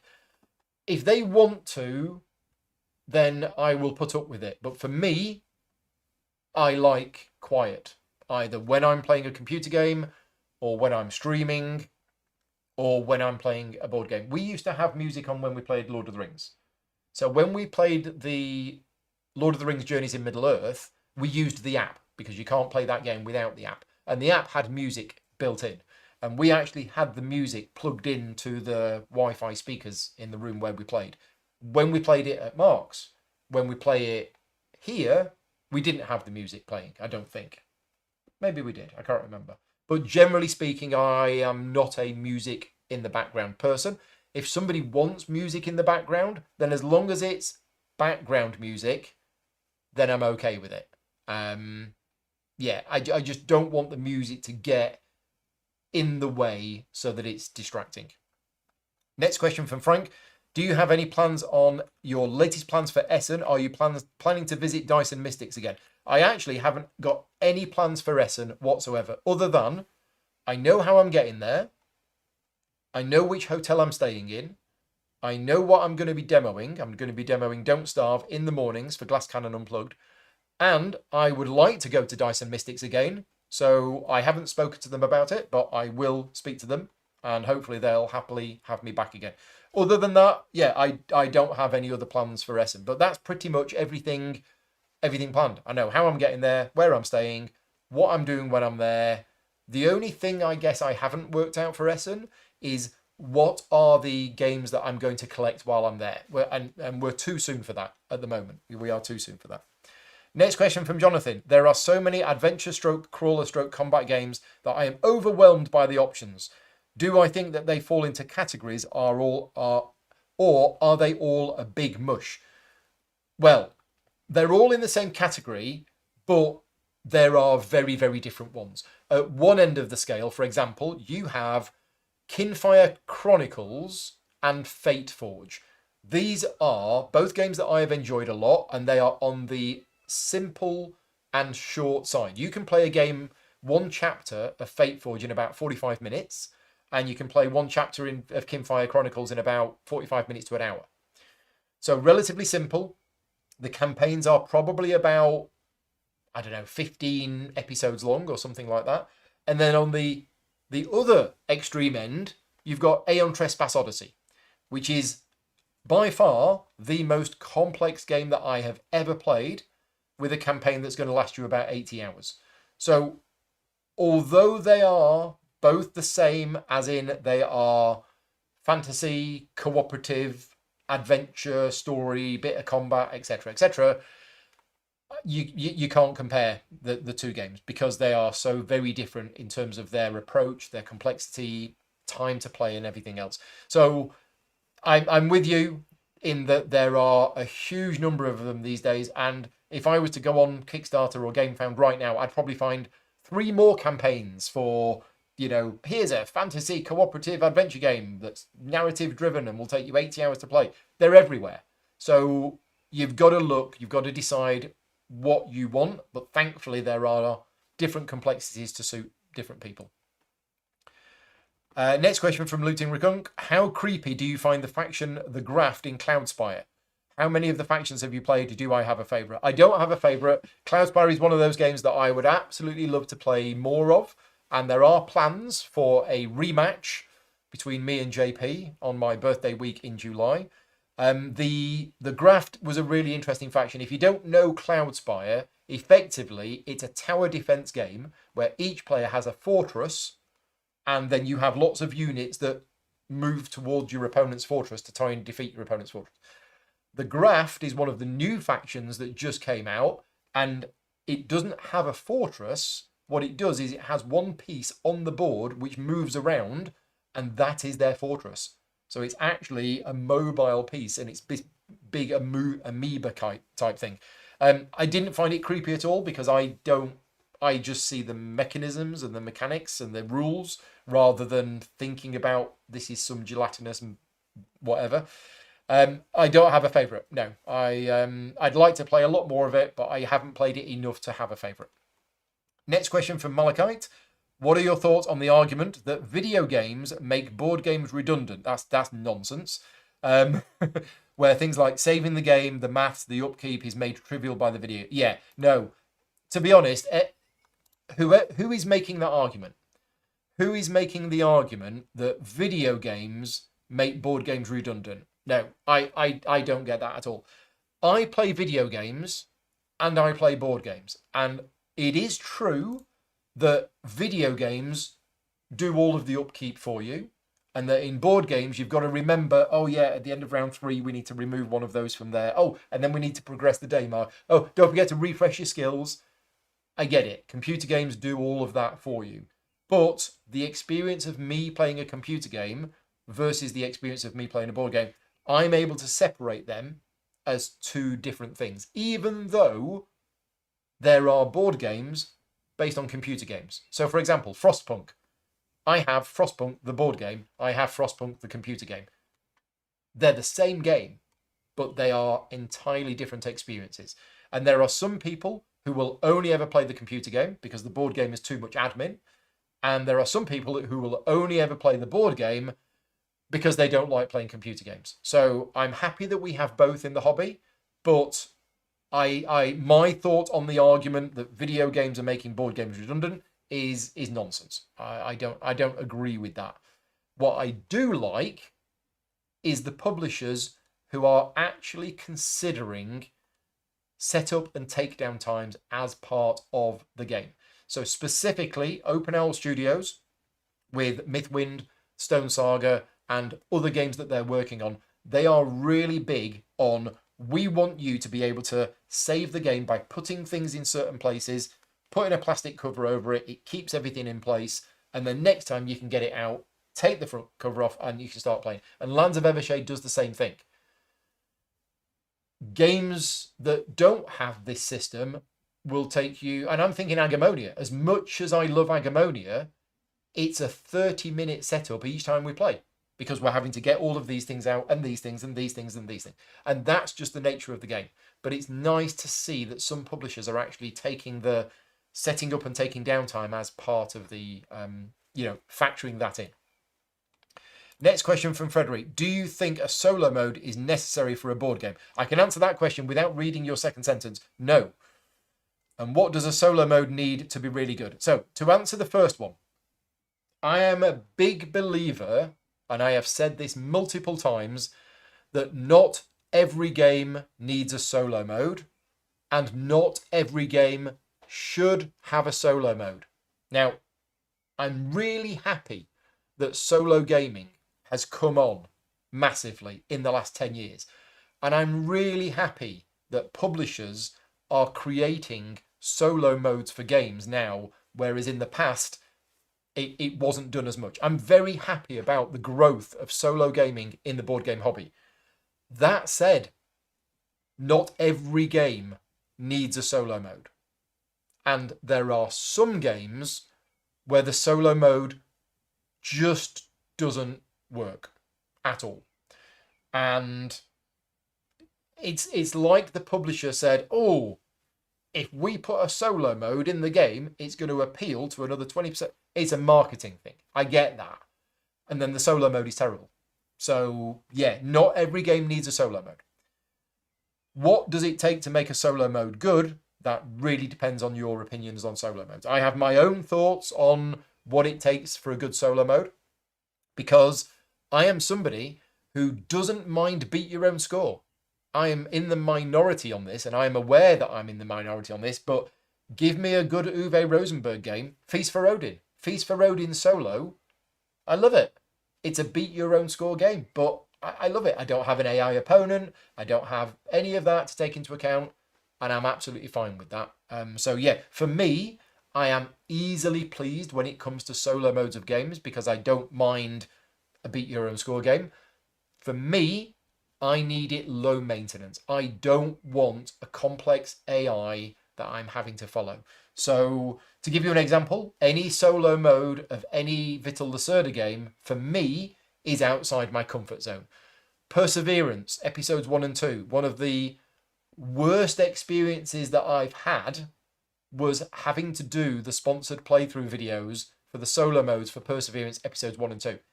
And I'm saying a worst experience. I was paid to make those videos.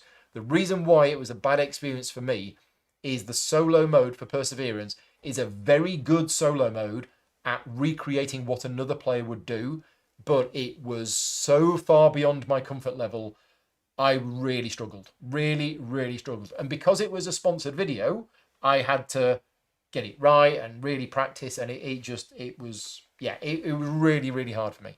So we all have our own opinions on what makes a good solo mode. And for me, I like them to be relatively low maintenance.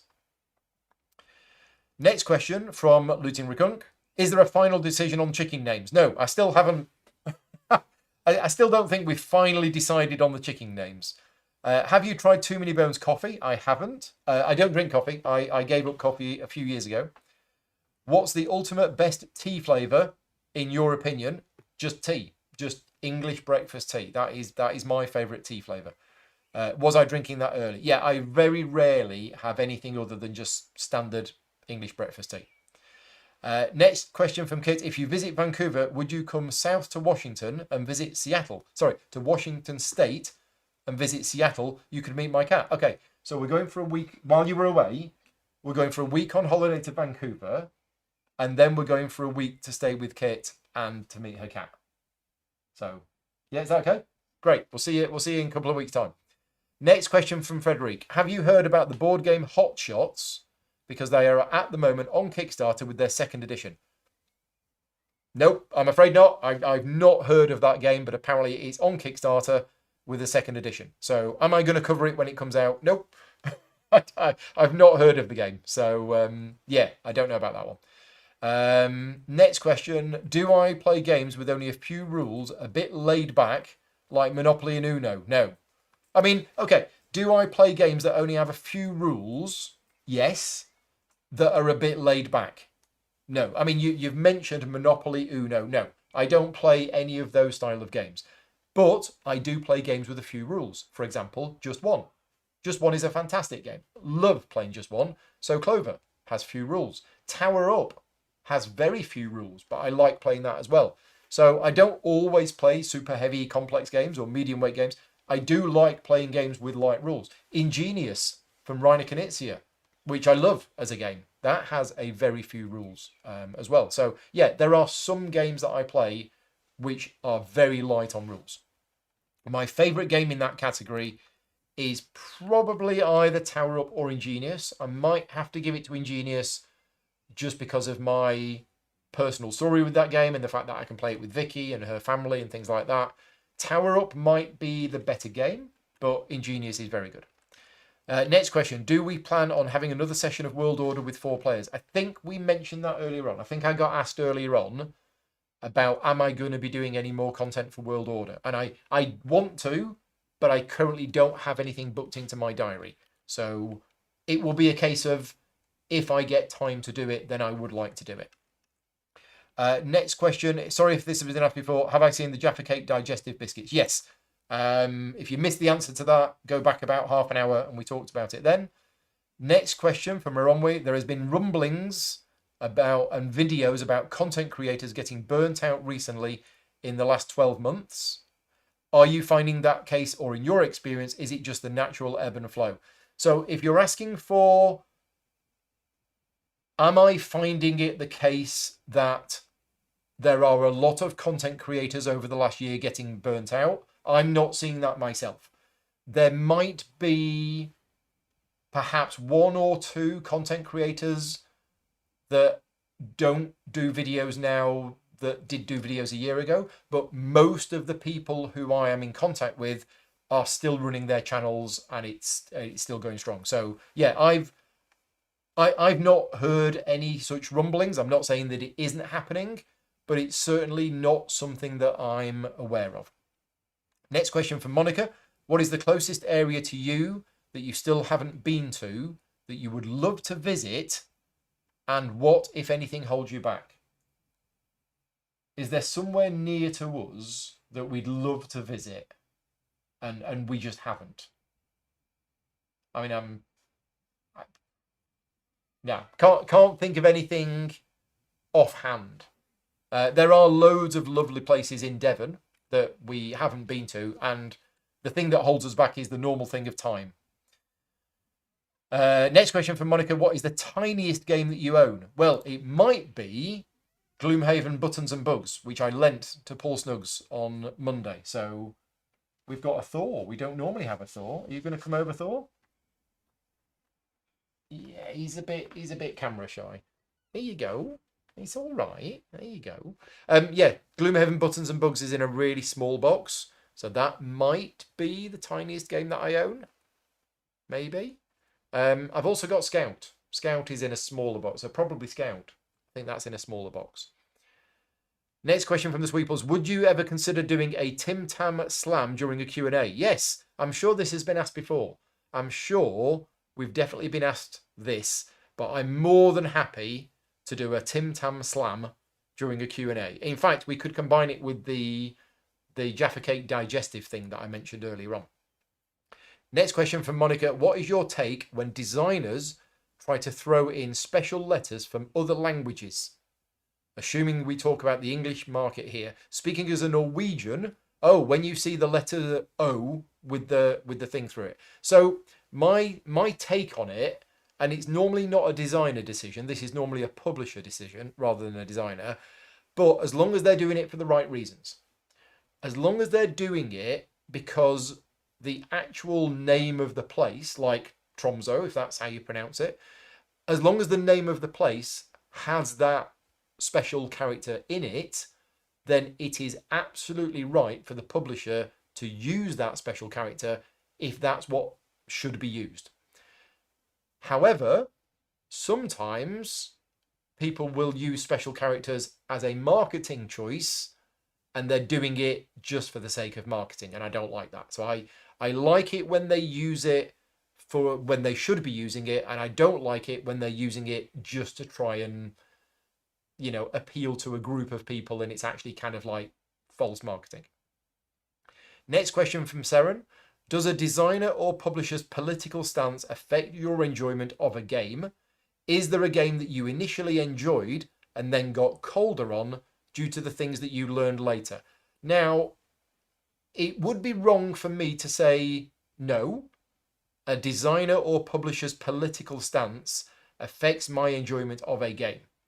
So there's one designer that comes to mind who has a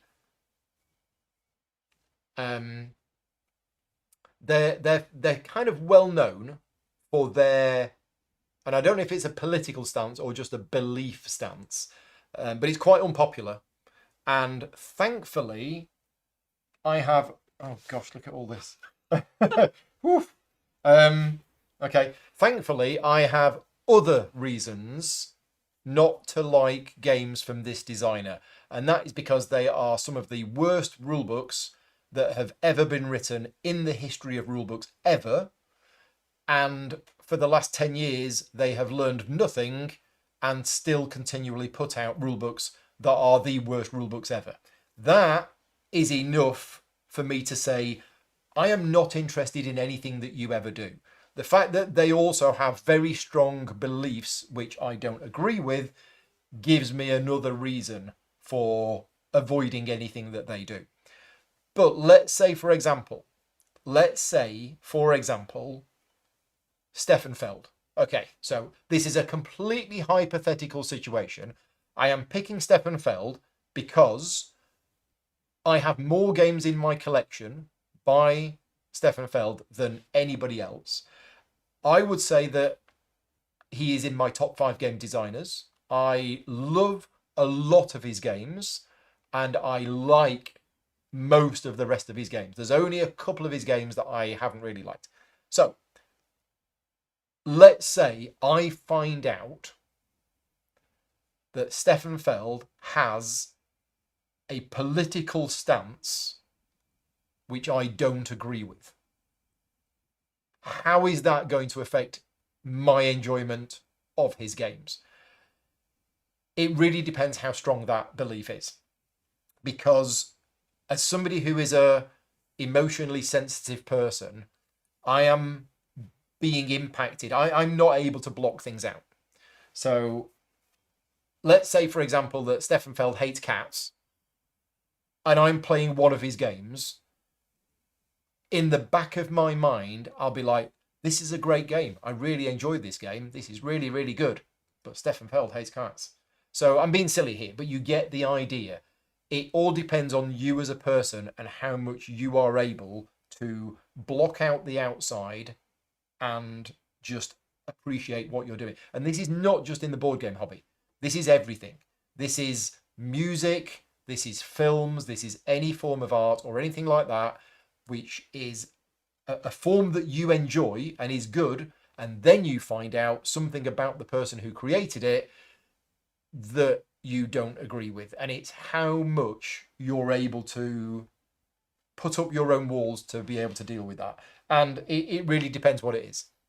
To be honest, I would have to take it on a game by game basis and a person by person basis. But it's a good question. Next question from Dryhan. I adore Imperium Classics and Legends. Any plan to do a couple of more playthroughs? I'm afraid not. So my copy of Imperium Classics, Imperium Legends, and Imperium Horizons have left my collection. They have gone to Brian Robson. I gave them away as part of a Patreon giveaway last year, and Brian was the lucky winner, and he now has those games. Now, I'll tell you the reason why I got rid of them. First of all, I don't have the space to keep every game that I have. So I get rid of approximately 100 games a year from my collection. And that's because I get about 100 games a year. But also, a lot of the games that I'm getting recently are huge games. So I've just gained a copy of Lands of Evershade. I've had to remove 4 or 5 games from my collection just to make room for Lands of Evershade. So the number of games that I have is actually going down because the games are getting bigger. So I'm not able to keep everything. Even games which are good, which I would want to keep because they're good, I'm having to get rid of. However, Imperium Classics, Legends, Horizons, whatever. I didn't enjoy that game as much as I wanted to. And then Star Trek Captain's Chair came along. And Star Trek Captain's Chair is a re-implementation of the mechanisms. It isn't just a Star Trek themed version of the same game. It is a re-implementation of it. And I love Star Trek Captain's Chair, so there will never, ever be a situation where I would prefer to play Imperium compared to Star Trek Captain's Chair. And therefore, there is no point in me having that game in my collection. So yes, there won't be any playthroughs of that game coming because it is no longer in my collection. We have 2 questions left and then we're done, and then I can go for food. This is from Raz. What is your favourite Garfield Games game? So it's Garfield Games. My favourite one. Oh, I mean, I've not played as many as I should have done. I'm trying to think of the ones that I have played. I did enjoy Hadrian's Wall quite a bit, but it then got beaten by the Anarchy. So much so, if I owned Hadrian's Wall, I probably would get rid of it. I don't actually own Hadrian's Wall, so I don't have to make that decision. I do enjoy the Anarchy. I'll tell you what, the one, I don't know why I didn't think of this, Assyria. Assyria 2nd edition, which has only just come out, is my favourite game from Garfield Games. And it's a little bit of a cheaty answer, because Assyria, they did the 2nd edition. And all credit to them for developing the 2nd edition, but I was a huge fan of the original game Assyria. So if you're asking honestly for my favourite game from Garfield Games, it has to be Assyria 2nd edition. If you're asking me what my favourite game is that was created by Garfield Games and not a 2nd edition of something else, I'm not sure. I'd have to have a think about that. And the last question for this month is from Daniel Ettridge. Given the amazing popularity of GridCon, would you consider doing 2 a year or making it bigger? Daniel, we need to talk. That discussion has been had a number of times. Yes, making it bigger means moving to another venue. We have spent 2 years looking at moving into another venue, and we've been unsuccessful at finding somewhere suitable. It's not as easy as people think. Would we consider doing 2 a year? That's also been discussed multiple times, and we've flip-flopped on the idea of doing 2 a year.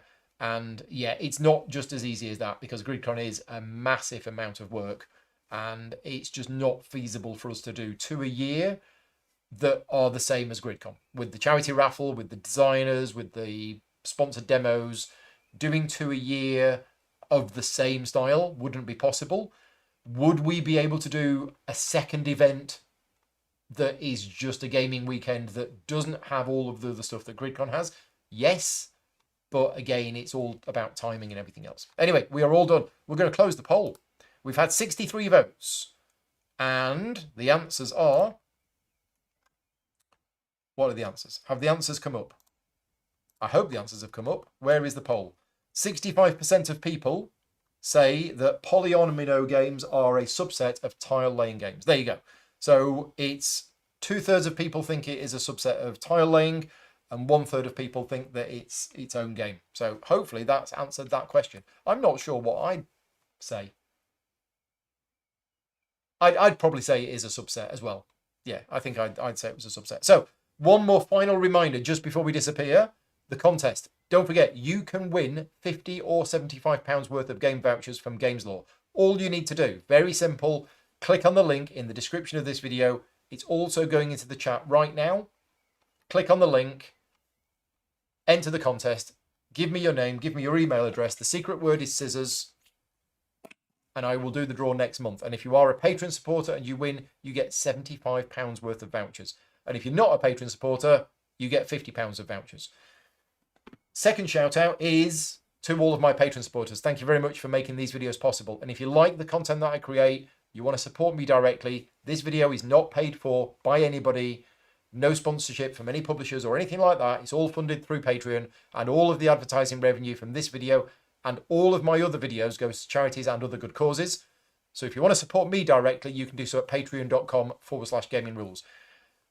As of this morning, we had 1,331 Patreon supporters. We are trying to get to 1,400 Patreon supporters. And when we do, I will be doing a live playthrough of a game called Freedom in the Galaxy from 1977. It might never happen, but we will see. So yes, if you do decide to become one of my Patreon supporters, thank you very much. You will get access to the Slack channel, lots of extra discussions, behind the scenes videos, all sorts of extra stuff. But only do so if you are in a position to be able to. But certainly don't feel pressured to do so.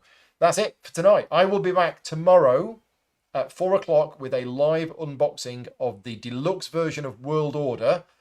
And then on Friday is the public release of the final video in the Star Trek Captain's Chair series, which is the Pike solo playthrough. I will be finishing editing it tonight, and then I will be uploading it tonight for my Patreon supporters, but it will be going public on Friday. So those two videos are coming over the next couple of days while I'm off to the Netherlands. So yes, thank you very much to everybody for watching today. Take care. We'll see you next time. Bye-bye.